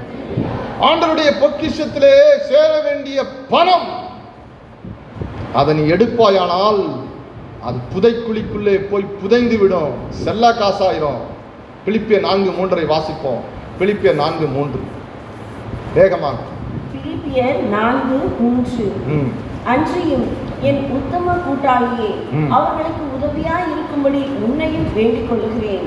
அவர்கள் கிளெமெண்டோடும் மற்ற என் உடன் வேலையாட்களோடும் கூட சுவிசேஷ விஷயத்தில் என்னோட கூட மிகவும் பிரயாசப்பட்டார்கள். 2 பேரை காண்பித்து கொடுத்து பவுல் சொல்லுகிறான், அவர்கள் என்னுடைய சுவிசேஷ விஷயத்தில் என்னோடு கூட என்ன பண்ணாங்களா? மிகவும் பிரயாசப்பட்டாங்க. அவர்களுடைய நாமங்கள் ஜீவ புத்தகத்தில் இருக்கிறது. அவருடைய பேர்லாம் ஜீவ புத்தகத்தில் எழுதப்பட்டிருக்குப்பா. ஏன்னா சுவிசேஷ விஷயத்துல ரொம்ப பிரயாசப்பட்டாங்க, ஹெல்ப் பண்ணாங்க கூட. ஹல்லேலூயா, ஆமென். அவருடைய நாமங்கள் பரலோகத்தில் எழுதப்பட்டிருக்கு. சகோதரனே சகோதரியே, அடுத்த பொக்கிஷம் இந்த பூமிக்குரிய ஆசீர்வாதமாகிய பணத்தை நீ பரலோகத்தில் இன்வெஸ்ட் பண்ண முடியும். அதான் சொன்னேன். 2வது, நீ படுகிற பிரயாசம் எதுக்கு? சுவிசேஷ விஷயத்துல. கரங்களை உயர்த்தி அலையா சொல்லுங்க. கர்த்தருடைய ராஜ்யத்திற்கு அடுத்த காரியத்துல நீ எடுக்கிற ஒவ்வொரு பிரயாசத்தையும் நீ கர்த்தர் கண்டு எடுக்கிறார். ஆமே. தண்ணி ஊத்துனீங்கன்னா கூட என் ஆண்டவர் கணக்குல வச்சிருக்கேன்னு சொல்றாருங்க பைபிள்ல. ஆமே, அல்லேலூயா. ஆண்டவருக்காக நீ எடுக்கிற ஒவ்வொரு பிரயாசத்தையும் கர்த்தர் கணக்கில் வைக்கிறார். நீ சுமக்கிற கல் கர்த்தருடைய சமூகத்தில் கணக்கில் வைக்கப்படுகிறது. நீ சொல்லுகிற யோசனை, நீ பிச்சப்படுத்துகிற உன்னுடைய உழைப்பை செலுத்தி. ஆமே. சில பேர் கூட இங்கே செக்கினால சகோதரிகள் சமைக்கிறாங்க. எல்லாம் கர்த்தர் தம்முடைய ராஜ்யத்தில் தம்முடைய புத்தகத்தில் எழுதி வைக்கிறார். ஆமேன்னு சொல்லுங்க. அல்லேலூயா. ஒன்று கூட எட்வர்ட் மோசஸ் பிரதர் மறந்துடலாம். எட்வர்ட் மோசஸ் பிரதருக்கு மறந்துடலாம், வாய்ப்பு இருக்கு. 100% மறக்க மாட்டாங்க, சொல்றேன் ஒரு கருத்துக்காக. ஆனால் என் ஆண்டவர் அதை பரலோகத்தில் கணக்கு வச்சிருப்பார். நாங்கள் மறந்துடுவோம், உண்மையிலே மறந்துடுவோம். ஆனால் என் ஆண்டவர் ஒரு நாளும் மறக்க மாட்டார். அந்த மனநிலையோட தான் ஊழியத்தில் இன்வால்வ் பண்ணணும். கரங்களை உயர்த்தலையா சொல்லுங்க. அல்லேலூயா, ஆமே. ஆண்டவருக்காக செய்கிறேன், ஆண்டவருக்காக நான் பிரயாசப்படுறேன். சுவிசேஷ விஷயத்தில் அவர்கள் பிரயாசப்பட்டார்கள். ஆத்துமாதாயத்துக்காக நீ பிரயாசப்படுவாயானால், ஒரு ஆத்மா நீ சம்பாதிக்கிற ஆத்மா பரலோகத்துக்கு போகுமானால், மறுபடி பிறக்குமானால், அது பரலோகத்தை சந்தோஷப்படுத்துமானால், அந்த பாவியை சந்தோஷப்படுத்துமானால், அது பரலோகத்தில் எழுதப்படும். கரங்களை உயர்த்தி அலையா சொல்லுங்க. வெறுமனே சர்ச்சுக்கு உட்காந்து போகிறத நிறுத்தி, உங்களுக்கு தெரிஞ்சவங்க, உங்களுக்கு பழகினவங்க எத்தனை பேர் இருக்கிறாங்க, அவங்களுக்கு வாயத்தரங்க, சுவிசேஷம் சொல்லுங்க, இயேசுவை பற்றி சொல்லுங்க. நீங்க போடுகிற விதை யாரோ ஒருத்தரால அறுக்கும், அது உங்களுக்கே தெரியாது. பிரதர், உங்களால் நான் ரட்சிக்கப்பட்டிருக்கேன் பிரதர், உங்களால் நான் ஆசீர்வதிக்கப்பட்டிருக்கேன் பிரதர், உங்க வார்த்தையை கேட்டு நான் விடுதலை பெற்றிருக்கிறேன் பிரதர், எத்தனை பேர் சொல்லுகிறான். ஆமே. அது எப்போ ஒரு சந்தோஷத்தை நம்ம உள்ளத்தில் ஊற்றுகிறது. பரலோகத்தில் இருக்கிற ஒரு பொக்கிஷம், ஆத்துமாக்களை ஆதாயம் செய்வது பரலோகத்தில் இருக்கக்கூடிய ஒரு பொக்கிஷம். ஆமே. அதை செய்யாமல் விடுவாயானால் என்ன செய்வ? அவைகளெல்லாம் புதைச்சி தாளந்துகளை புதைச்சி வச்சு, பணத்தை புதைச்சி வச்சு, பலத்தை புதைச்சி வச்சு, அறிவை புதைத்து வைத்து, ஞானத்தை புதைத்து வைத்து, பலத்தை புதைத்து வைத்து பிரோஜனம் இல்லாமல் போயிடும். இன்னைக்கு ஒப்பு கொடுங்க சகோதரனே சகோதரி. கடைசியாக ஒரே ஒரு காரியத்தை சொல்லி முடிக்க விரும்புகிறேன். அங்கே என்ன சொல்றாரு பாருங்க. 19ஆம் வசனத்தை வாசித்து முடிப்போம். அப்பொழுது யோசுவா ஆகானை நோக்கி, மகனே, நீ இப்பொழுது இஸ்ரவேலின் தேவனாகிய கர்த்தரை மகிமைப்படுத்து, அவளுக்கு முன்பாக அறிக்கை பண்ணி நீ செய்ததை எனக்கு சொல்லு, அதை எனக்கு ஒழிக்காதே. ஒழிக்கிறாப்பா, ஒழிச்சிடாத, ஒழிச்சு வைக்காத, மறைச்சு வைக்காத, புதைச்சி வைக்காத. ஆமென். ஆண்டவர் எப்படியும் வெளியே கொண்டாந்துருவார். நீ எந்த தலைமுறையில இருக்கலாம், எந்த அட்டவணையில இருக்கலாம், எந்த கோத்திரத்தில் இருக்கலாம், எப்படி நீ திட்டமிட்டு இருந்திருக்கலாம், வெளிரங்கமாக்கப்படாத ரகசியம் ஒன்று இல்லவே இல்லை, மறைபொருள் என்று இல்லவே. ஒரு நாள் வெளிச்சத்துக்கு வந்துடும். ஆமென். அல்லேலூயா. ஆண்டவர் இதுவரைக்கும் மூடி மச்சி வச்சிருக்கிறாரு அப்படின்னா உன் மேல வைத்திருக்கிற அன்பு, மேல வைத்திருக்கிற அன்பு. ஆமென். ரகசிய பாவங்கள் ஒரு நாளும் வேணாம், மறைவான குற்றங்கள் ஒரு நாளும் நமக்கு வேணாம். அதனாலதான் சங்கீதம் 19 சங்கீதக்காரன் சொல்கிறான், மறைவான குற்றங்களுக்கும் துணிகரமான பாவங்களுக்கும் என்னை நீங்களாக்கி விடும் ஆண்டவரே, என்னை நீங்களாக்கி விடும். மறைவா உட்காந்து செல்போன்ல நீ என்ன செய்கிறாய் என்பதை உன் தாயும் தகப்பனுக்கும் தெரியாது, உன் நண்பனுக்கு அது தெரியாது. ஆனா உன் மனசாட்சிக்கு அது தெரியும், உன் இருதயத்துக்கு அது தெரியும். ஆமென். கடந்த நாட்களை காட்டிலும் இந்த நாட்கள்ல பாவம் ரொம்ப ஈஸியா நம்முடைய வீட்டிற்குள்ள வந்துருச்சு, ரிசப்ஷன்ல இருந்துச்சு, நம்ம பெட்ரூம் வரைக்கும் வந்துருச்சு. பாத்ரூமுக்கு வந்துருச்சு, எல்லா இடத்துக்கும் வந்துருச்சு, எங்க வந்துருச்சு. இப்ப இவைகளை ஹேண்டில் பண்ண நமக்கு ஒரு தேவை, பலன் தேவை, ஒரு ஞானம் தேவை, ஒரு தெளிவு தேவை. ஆமென். இப்போ ஒரே ஆண்ட்ராய்டு மொபைல்ல பைபிளும் வாசிக்கலாம், தவறான காரியங்களையும் பார்க்கலாம், பணம் அனுப்பலாம், இபி பில் கட்டலாம், எல்லாம் செய்யலாம். ஆண்ட்ராய்டு இருந்தா நல்லது. ஆனா அது நேரத்தை எவ்வளவு எடுக்குது. கொஞ்ச நேரம் முன்னாடி டைம் கிடைச்சா பைபிள் வாசிக்கணும், தியானிக்கணும், ஜெபிக்கணும், மன்றாடணும்னு என்ன வரும். இப்போ கொஞ்ச நேரம் டைம் எடுத்தா வாட்ஸ்அப்பில் எவன் அனுப்பியிருப்பான், யூடியூப்ல என்ன புதுசாக வந்திருக்கு, ஃபேஸ்புக்கில் என்ன இருக்கு அப்படின்னு தானே தோணுது. இது எல்லாம் நம்மளே உணர்ந்து நம்ம சரி செய்து அப்படியே ஒரு கோதுமையை போல கர்த்தருக்கு முன்பாக அவருடைய பொக்கிஷ சாலையில அவருடைய இடத்துல சேர்க்கப்படுகிற நல்ல கோதுமையாக நம்மை கர்த்தருக்கு அர்ப்பணிக்க போறோம். வஞ்சித்ததும் புதைத்ததும் ஒளித்ததும் உண்டே, பண்டம்பாடிகளுக்கு உண்டே வச்சுட்ட, பாத்திரத்துக்குள்ள கொண்டு போய் பொன் பாலத்தை மறைச்சு வச்சுட்டா, எரிகோவில் இருக்கிற பாத்திரத்தையும் இஸ்ரவேலுக்குரிய பாத்திரத்தையும் சேருமா? காமிச்சு கொடுத்துருமே. எரிகோவில் இருந்த பொன் பாலம் இதுதான், இஸ்ரவேலுக்குரிய பாத்திர பண்டம் இதுதான். ஒரு நாளும் விசுவாசியும் ஒளிச்சு வைக்க முடியாது. ஒரு நாளும் மாய்மானம் பண்ண முடியாது. ஒரு நாளும் நம்ம ஏமாற்ற முடியாது. கர்த்தரை ஒரு நாளும் ஏமாற்ற முடியாது. சபையை ஒரு நாளும் ஏமாற்ற முடியாது. வஞ்சித்து வைத்து அனனியாவும் சப்பிராலும் பேதுருவினிடத்துல வந்து, நாங்கள் விற்ற கிரயத்தின் பணம் இதுதான், இவ்வளவுக்கு தான் விற்றீங்களா? இவ்வளவுக்கு தான் விற்றோம். பேதுரு சொல்லுகிறார், பரிசுத்த ஆவியினிடத்தில் பொய் சொல்லுகிறதற்கு நீங்கள் ஒருமனப்பட்டதன். எல்லாவற்றையும் அறிந்து ஆராய்ந்து பார்க்கிற கர்த்தர் ஒருவர் நம்மிடத்தில் இருக்கிறார். ஒப்பு கொடுப்போமா? எத்தனை பேரோட ஆண்டவர் பேசினார்? ஆமென். என்னோட பேசியிருக்கிறார், உங்களோட பேசியிருக்கிறார் ஆண்டவர். உங்களோட பேசியிருக்கிறார். எத்தனை பேரோட பேசினார்? கரங்களை உயர்த்தலாம். ஆமென். கரங்களை நல்லா உயர்த்தலாம். ஆமாம். ஹல்லேலூயா. எழுந்து நின்று கண்களை மூடி நாம் ஒப்பு கொடுத்து ஜெபிக்க போகிறோம். எழுந்து நின்று கண்களை மூடி நாம் ஒப்பு கொடுத்து ஜெபிக்க போகிறோம். உங்களுடைய நேரம் இது. என்னுடைய நேரம் முடிஞ்சிருச்சு. இது உங்களுடைய நேரம். இது உங்களுடைய நேரம். ஓ நிறைவே நீர் வாருமே, நிறைவே நீர் வேண்டுமே, நிறைவே நீர் போதுமே, ஆவியானவரே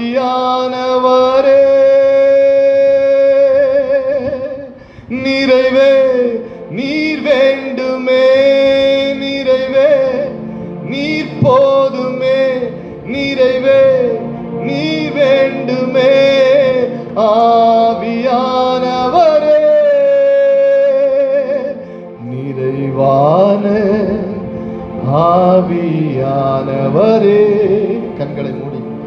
நீர் வரும்போது குறைவுகள் மாறுமே, நிறைவான ஆவியானவரே நீர் வரும்போது குறைவுகள் மாறுமே, நீர் வந்தா சூழ்நிலை மாறுமே, முடியாதது சாத்தியமாகுமே, நீர் வந்தா சூழ்நிலை மாறுமே, முடியாதது சாத்தியமாகுமே,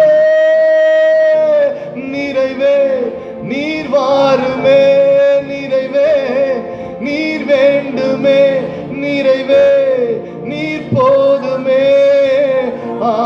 ஆவியானவரே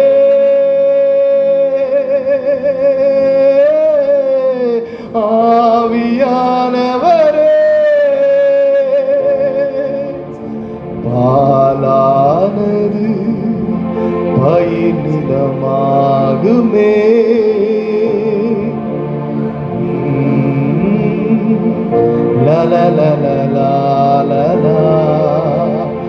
பாழானது பயிர் நிலமாகுமே, வனாந்திரம் வயல்வெளியாகுமே. நீர் வந்தால் சூழ்நிலை மாறுமே. முடியாததும் சாத்தியமாகுமே. நீர் வந்தா சூழ்நிலை மாறுமே. முடியாததும் சாத்தியமாகுமே. நிறைவே நீர் வாருமே. நிறைவே நீர் வேண்டுமே. நிறைவே நீர் போதுமே. ஆவியானவரே, இது உங்களுடைய நேரம். இது உங்களுடைய நேரம். கர்த்தருடைய முகத்தின் வெளிச்சத்திலே நீ நிறுத்தப்பட்டிருக்கிறாய். உன்னை குற்றப்படுத்துவதற்கல்ல, உன்னை ஆக்கணைக்குள்ளாக தீர்ப்பதற்கல்ல. என் பிள்ளையே, என் மகனே, என் மகளே என்று கர்த்தர் சொல்லுகிறார். உன்னை வேறு பிரித்துக் கொள்ள, உன்னை சுத்திகரிக்க, உன்னை என் பக்கமாய் உன் இருதயத்தை திறந்து விட, உன்னை ஆராய்ந்து பார்க்க, உன் உள்ளத்திலே எதை ஆமென் எனக்கு சாபதீடானது எதுவோ, எந்த பாவமோ, எதை ஒழித்து, எதை புதைத்து, எதை நீ மறைத்து வைத்திருக்கிறாய், மறைவான குற்றங்களுக்கு என்னை நீங்களாக்கும். ஆமென். அது உனக்கு தெரியும், உன் மனசாட்சிக்கு தெரியும், உன் அறிவுக்கு தெரியும், உன் உணர்வுக்கு தெரியும். ஒப்புக்கொடு, ஒப்புக்கொடு. இது உன்னுடைய நேரம், உன்னுடைய நேரம், உன்னுடைய நேரம். வாயை திறந்து, இந்த இடத்துல நான் தவறி இருக்கிறேன் ஆண்டவரே, இந்த இடத்துல நான் நிற்கிறேன் ஆண்டவரே, முன்னேறல, அதனாலதான் தோல்வி, இந்த இடத்துல நான் விழுந்து கிடக்கிறேன். எழுந்துரு, எழுந்துரு. நீ விழுந்து கிடக்கிறது என்ன? கர்த்தர் கேட்கிறார், கர்த்தர் கேட்கிறார். நன்றி, நன்றி, நன்றி. பொறுப்பை எல்லாம் விட்டு, பொறுப்பை இழந்து பொறுப்பற்றவராய் நீ நிற்கிறாயே. கர்த்தர் சொல்கிறார், குரானத்துவத்தை ஏன் தொலைத்தாய், ஏன் மறந்தாய், ஏன் அதை விட்டு விலகினாய்? இன்றைக்கு உன்னை புதுப்பிப்பதற்கு கர்த்தர் இன்றைக்கு உன்னோடு அவர் பேசுகிறார். ஹல்லேலூயா, ஹல்லேலூயா. நன்றி, நன்றி, நன்றி. தேவனை நோக்கி பாருங்க, கேளுங்க. Thank you Lord. நன்றி ராஜா, நன்றி ராஜா. ஸ்தோத்திரம், ஸ்தோத்திரம், ஸ்தோத்திரம், ஸ்தோத்திரம். வலது கரத்தை உயர்த்தி, வலது கரத்தை உயர்த்தி, ஆமென். கண்களை மூடி நிதானிச்சு பாருங்க. நிதானிச்சு அறிக்கை செய்யுங்க. ஆண்டவர் உங்களை தொடுகிறார். சிஸ்டர், உன்னை கர்த்தர் தொடுகிறார், உன் மனதை தொடுகிறார். ஹல்லேலூயா, ஹல்லேலூயா. நன்றி, நன்றி. தேவ எக்காலம் ஊதுகிறதை காண்கிறேன். தேவனுடைய எக்காலம் ஊதுகிறது. கர்த்தர் தம்முடைய எக்காலத்தை கையில் வைத்திருக்கிறார். அது ஜெயத்தின் ஓசை, வெற்றியின் ஓசை. உன் தோல்வியின் எல்லைகளில் இருக்கிறவைகள் எல்லாம் மாறுகிறது. நீ மனம் திரும்பும் பொழுது, நீ ஒப்பு கொடுக்கும் பொழுது, நீ அர்ப்பணிக்கும் போது, பரலோகத்திலே ஒரு எக்காலம் ஊதிக்கொண்டே இருக்கிறார் கர்த்தர். நன்றி ராஜா, நன்றி ராஜா, நன்றி ராஜா, நன்றி ராஜா. என் மாய்மானங்களை மன்னியும், என் அக்கிரம செய்கைகளை மன்னியும், என் கூட்டு காரியங்களை மன்னியும். கர்த்தர் சொல்லுகிறார். சிலர் கூட்டு பேசி தவறான கூட்டில இருக்கிறீங்க, தவறானவர்களுடைய உறவுல இருக்கிறீங்க, தவறான நட்பு உங்களுக்கு இருக்கிறது, தவறான கூட்டாளிகள் இருக்கிறார்கள். ஹல்லேலூயா, ஹல்லேலூயா. தவறானவர்களோடு நீ கூட்டாளியா இருக்கிறதுனால் அவர்களுடைய தவறான காரியங்கள் உங்களுக்குள் வருகிறது. அது என்னை சந்தேகிக்கிறது, அது என்னை குறித்து கேள்வி, அவிசுவாசத்தை உனக்கு உண்டு பண்ணுகிறது. ஹல்லேலூயா, ஹல்லேலூயா. உன் கூட்டாளி யார் என்பதை யோசித்துப்பார். நன்றி, நன்றி, நன்றி ராஜா, நன்றி ராஜா, நன்றி ராஜா, நன்றி ராஜா, நன்றி ராஜா, நன்றி ராஜா. பெருமையின் வார்த்தைகளுக்கு மன்னிப்பு கேள், பெருமையின் வார்த்தைகளுக்கு மன்னிப்பு கேள், பெருமையாய் பேசின வார்த்தைகளுக்கு மன்னிப்பு கேள். ஆண்டவரே, இரக்கம் காட்டும் என்று சொல். நன்றி, நன்றி, நன்றி. ஹல்லேலூயா, ஹல்லேலூயா, ஹல்லேலூயா. ஆமென். ருக்காலா தாராபா தூராபாபா. எத்தனை மதிலிடிந்த பட்டணம், எத்தனை மதிலிடிந்து போயிருக்கிற பட்டணம். தேவன் எழுப்பின மதிலை நீ உடைத்து போட்டாயே, உடைத்து போட்டாயே. தன் ஆவியை அடக்காத மனுஷன் மதிலிடிந்த பட்டணம் போல் இருக்கிறான். இன்றைக்கு பகல் ஆண்டவரே, என்னை சுற்றிலும் மதில் கட்டுங்க, என்னை சுற்றிலும் மதில் கட்டுங்க, பாதுகாப்பு சுவரை எழுப்புங்க. ஆவியானவருடைய பரிசுத்த பிரசனம் இந்த இடத்தை நிரப்புகிறது, இடத்தை நிரப்புகிறது. ஹல்லேலூயா, ஹல்லேலூயா, ஹல்லேலூயா. ஆமென். நீங்க மனம் திரும்பி அர்ப்பணிக்க அர்ப்பணிக்க அர்ப்பணிக்க தேவ கரங்கள் மேல் இறங்கும். Thank you Lord. நன்றி ராஜா, நன்றி ராஜா, நன்றி ராஜா, நன்றி ராஜா. ஆமென். ஹல்லேலூயா. எத்தனையாய் நீ பதிவிருந்தாய், பதிவிருந்தாய், மறைந்து காணப்பட்டாய். மறைவான குற்றங்கள் மற்றவர்களுக்கு தெரியாமல் ஒருத்தரை குறித்து பதிவிருந்து பிடித்துக் கொள்வதற்கு ஏதுவானவர்களை நீ செய்தாய். உள்ளான சதி செய்தாய், உள்ளான ஆலோசனை செய்தாய். அவைகளுக்காக மன்னிப்புக்கு ஆவியானவர் வெளிப்படுத்துகிறவைகளை பேசுகிறேன். நான் சொல்லுகிறவை உங்களுக்கு புரியும். ஆமென். லோலா ஹதரேஷ் லக்கத்தமேலா. ஹalleluya. உன் பதிவிடைகளை மாற்று, உன் தீமையான பதிவிடைகளை மாற்று, தீமையான பதிவிடைகளை மாற்று. ஆமென். யதார்த்தமானவனுக்கும் நீ பதிவிடை பண்ணி அவனையும் நீ கெடுத்தாயே. ஓ, இரக்கத்தை கேட்டு ஜெபி. இரக்கம் காட்டுங்க ஆண்டவரே, இரக்கம் காட்டுங்க ஆண்டவரே, இரக்கம் காட்டுங்க ஆண்டவரே கேளு. நன்றி, நன்றி, நன்றி. ஓலகதரபலதோரோ ஆவியானவரே. ஓ, பரிசுத்த அக்கினி வருகிறது. உன்னுடைய எல்லாவற்றையும் ஒழித்து வைத்தவைகளை எல்லாம் அவைகளெல்லாம் அந்த அக்கினி சுட்டரிப்பது. ஆமென், ஆமென். கர்த்தருடைய பணத்தை குறித்து, கர்த்தர் உனக்கு கொடுத்திருக்கிற பணத்தை பொக்கிஷத்துல எந்த பொக்கிஷத்துல சேர்த்தா, எந்த பொக்கிஷத்துல சேர்த்தா யோசித்து பார். எந்த பொக்கிஷத்துல சேர்த்தா? ஆமென். உன் தாளந்தை, உன் திறமையை, ஓ உன் ஊழியத்தை, உன் ஆத்துமாதாய பணிய புதைத்து வைத்தாயோ? ஒப்புக்கொடு, ஒப்புக்கொடு சகோதரனை, சகோதரியை ஒப்புக்கொடு.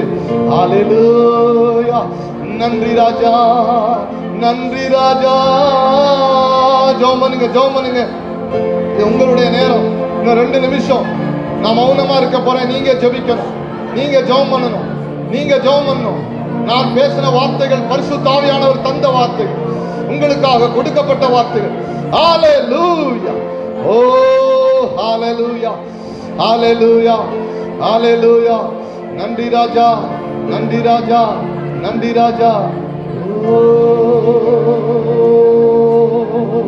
மின்னிலும் மண்ணிலும் உம்மை தவிர எனக்கு யாருண்டு? இந்த மண்ணுலகில் உம்மையன்றி வேற விருப்பம் எது உண்டு? நீதானே என் ஆஞ்சையெல்லாம், உம்மைத்தானே நான் பற்றி கொண்டே. நீர்தானே என் வாஞ்சையெல்லாம். அப்படியே ஒப்பு கொடுங்க.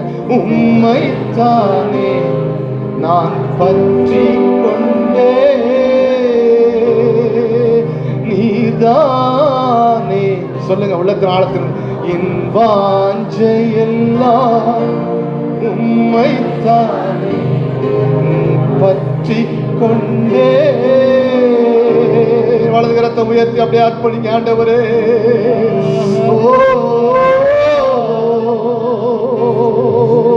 ஆண்டவர் உன்னோடு உணர்த்துகிறத விட்டுறாதீங்க. வீட்டுல போய் ஜெபிக்கலாம்னு சொல்லாதீங்க. இங்கேயே முடிச்சிருங்க, இங்கேயே அர்ப்பணிச்சிருங்க, இங்கேயே விட்டு கொடுத்துருங்க, இங்கேயே ஒப்பு கொடுத்துருங்க. அடுத்த நிமிஷம் கிடைக்காது. இன்றைய, இங்கேயே, இப்பொழுது. நன்றி, நன்றி, நன்றி தகப்பனே. உமக்கு கொடான கொடி நன்றி செலுத்துகிறோம் அப்பா. இதோ இந்த நாளிலும் உமது பிள்ளைகள் ஒப்பு கொடுத்திருக்கிற ஒவ்வொரு காரியத்தையும் தேவனே நீர் காண்கிற தேவனாக இருக்கிறீர், காண்கிற தேவனாக இருக்கிறீர். இதோ இந்த நாளிலும் அதை ஏற்றுக்கொள்கிறவராக இருப்பீராக. இதோ உமது பிள்ளைகளை உமது ரத்தத்தினால் கழுவுவீராக, உமது ரத்தத்தினால் பரிசுத்தப்படுத்த வேண்டுமாய் ஜெபிக்கிறோம் ஆண்டவரே. கடந்த நாட்களிலே செய்த எல்லா காரியங்களிலும், இதோ இந்த நாளிலே நீர் பேசின காரியங்களிலே குறைவு இருக்குமானால், இதோ பாவங்கள் இருக்குமானால், இதோ தவறுகள் இருக்குமானால் ஆண்டவரே உமது ரத்தத்தினால் கழுவுவீராக. இதோ இந்த நாளிலே பரிசுத்தமாக்கப்பட வேண்டுமாய் ஜெபிக்கிறோம், பரிசுத்தமாக்கப்பட வேண்டுமாய் ஜெபிக்கிறோம். இதோ இந்த நேரத்திலிருந்து ஆண்டவரே ஒரு புதிய ஜீவனை தருவீராக, புதிய வாழ்வை தருவீராக. ஆண்டவரே உமது எல்லையில்லா கிருபைக்காய் நன்றி செலுத்துகிறோம். ஓ புதிதான ஜீவன் உள்ளவர்களாய் வாழபடிக்கு தேவனே நீர் கிருபை பாராட்ட வேண்டுமாய் ஜெபிக்கிறோம் ஆண்டவரே, ஜெபிக்கிறோம் ஆண்டவரே. ஆசீர்வதிப்பீராக, ஆசீர்வதிக்க வேண்டுமாய் ஜெபிக்கிறோம். உமது எல்லையில்லா கிருபைக்காய் நன்றி, நன்றி, நன்றி ஆண்டவரே. நீர் எவ்வளவா இரக்கமுள்ளவராக இருக்கிறீர். இதோ எங்களுக்காகவே அடிக்கப்பட்டவரே, இதோ இந்த நாளில் எங்களை பரிசுத்தப்படுத்துவீராக. எங்களை பரிசுத்தப்படுத்த வேண்டுமா ஜெபிக்கிறோம். இதோ உங்களுக்கு உதவி செய்யக்கூடாதபடிக்கு, முடியாதபடிக்கு என் கை குறுகி போகவில்லை என்றவரே, இதோ உங்களுடைய பாவங்களே எங்களுக்கு குறுக்காக இருக்கிறது என்றபடியால், இதோ நடுவாக இருக்கிறதபடியால் தேவனே, இதோ இந்த நடுச்சுவரை, இதோ இந்த பாவச்சுவர் இந்த நாளிலே இயேசுவின் நாமத்தினாலே தகர்த்தெறியப்படுவதாக, பரிசுத்தமாக்கப்படுவதாக. உமது எல்லையில்லா கிருபைக்காய் நன்றி செலுத்துகிறோம், நன்றி செலுத்துகிறோம் அப்பா. தேவனே உமக்கு கோடி தோத்திரம் அப்பா, கோடான கோடி நன்றி செலுத்துகிறோம். வந்திருக்கிற உமது பிள்ளைகள் ஒவ்வொருவரை பேர் பேராய் ஆசீர்வதிப்பீராக. பேர் பேராய் ஆசீர்வதிக்க வேண்டுமாய் ஜெபிக்கிறோம். இதோ அவர்களது எதிர்காலத்தை குறித்ததான தடைகள் எல்லாம் நீக்கப்படுவதாக, இயேசுவின் நாமத்தினாலே தகர்த்தெறியப்படுவதாக. நன்றி நன்றி தகப்பனே, உமக்கு கோடான கோடி நன்றி செலுத்துகிறோம், நன்றி செலுத்துகிறோம் ஆண்டவரே. குறிப்பாக இந்த நாளிலே வந்திருந்த தாசனுக்காக நாங்கள் ஜெபிக்கிறோம் ஆண்டவரே. இதோ அவர் வழியாக நீர் எங்களோடு அநேக காரியங்களை பேசி இருக்கிறீர். அதற்காக உமக்கு கோடி தோத்திரம் அப்பா. அவரது ஊழியங்கள் ஆசீர்வதிக்கப்பட வேண்டுமாய் ஜெபிக்கிறோம் ஆண்டவரே. உமது கிருபை கூட இருப்பதாக. அவர் குடும்பம் முழுவதையும் உமது கரத்தில் ஒப்புக் கொடுக்கிறோம். உமது பாதுகாப்பு, ஆசீர்வாதம், வழி நடத்துதல் என்னாலும் சகோதரனோடு கூட இருக்க வேண்டுமாய் ஜெபிக்கிறேன் ஆண்டவரே. ஆசீர்வதிப்பீராக, ஆசீர்வதிப்பீராக. எங்கள் ஆண்டவர் மீட்பர் இரட்சகருமாய் இயேசு கிறிஸ்து வழியாக எடுக்கிறோம் நல்ல பிதாவே. ஹல்லேலூயா, ஹல்லேலூயா. கர்த்தர் உங்களை ஆசீர்வதித்து உங்களை காப்பாராக. கர்த்தர் தம்முடைய முகத்தை உங்கள் மேல் பிரகாசிக்க பண்ணி உங்கள் மேல் கிருபையாக இருப்பாராக. கர்த்தர் தம்முடைய முகத்தை உங்கள் மேல் பிரசன்னமாக்கி உங்களுக்கு சமாதானம் கட்டளையிடுவாராக. ஆண்டவராக இயேசு கிறிஸ்துவின் கிருபையும் தேவனுடைய அன்பும் பரிசுத்த ஆவியானுடைய ஐக்கியமும் நாம் ஒவ்வொருவரும் கூட இருப்பதாக. என் ஆத்மாவே கர்த்தரை ஸ்தோத்திரி, என் முழு உள்ளமே பரிசுத்த நாமத்தை ஸ்தோத்திரி. என் ஆத்மாவே கர்த்தரை ஸ்தோத்திரி, கர்த்தர் செய்த சகல உபகாரங்களை மறவாதே. ஆமென். என் கைகளை போருக்கும் என் விரல்களை யுத்தத்திற்கு படிப்பிக்கிறேன். என் கண்மலையாகிய கர்த்தாவே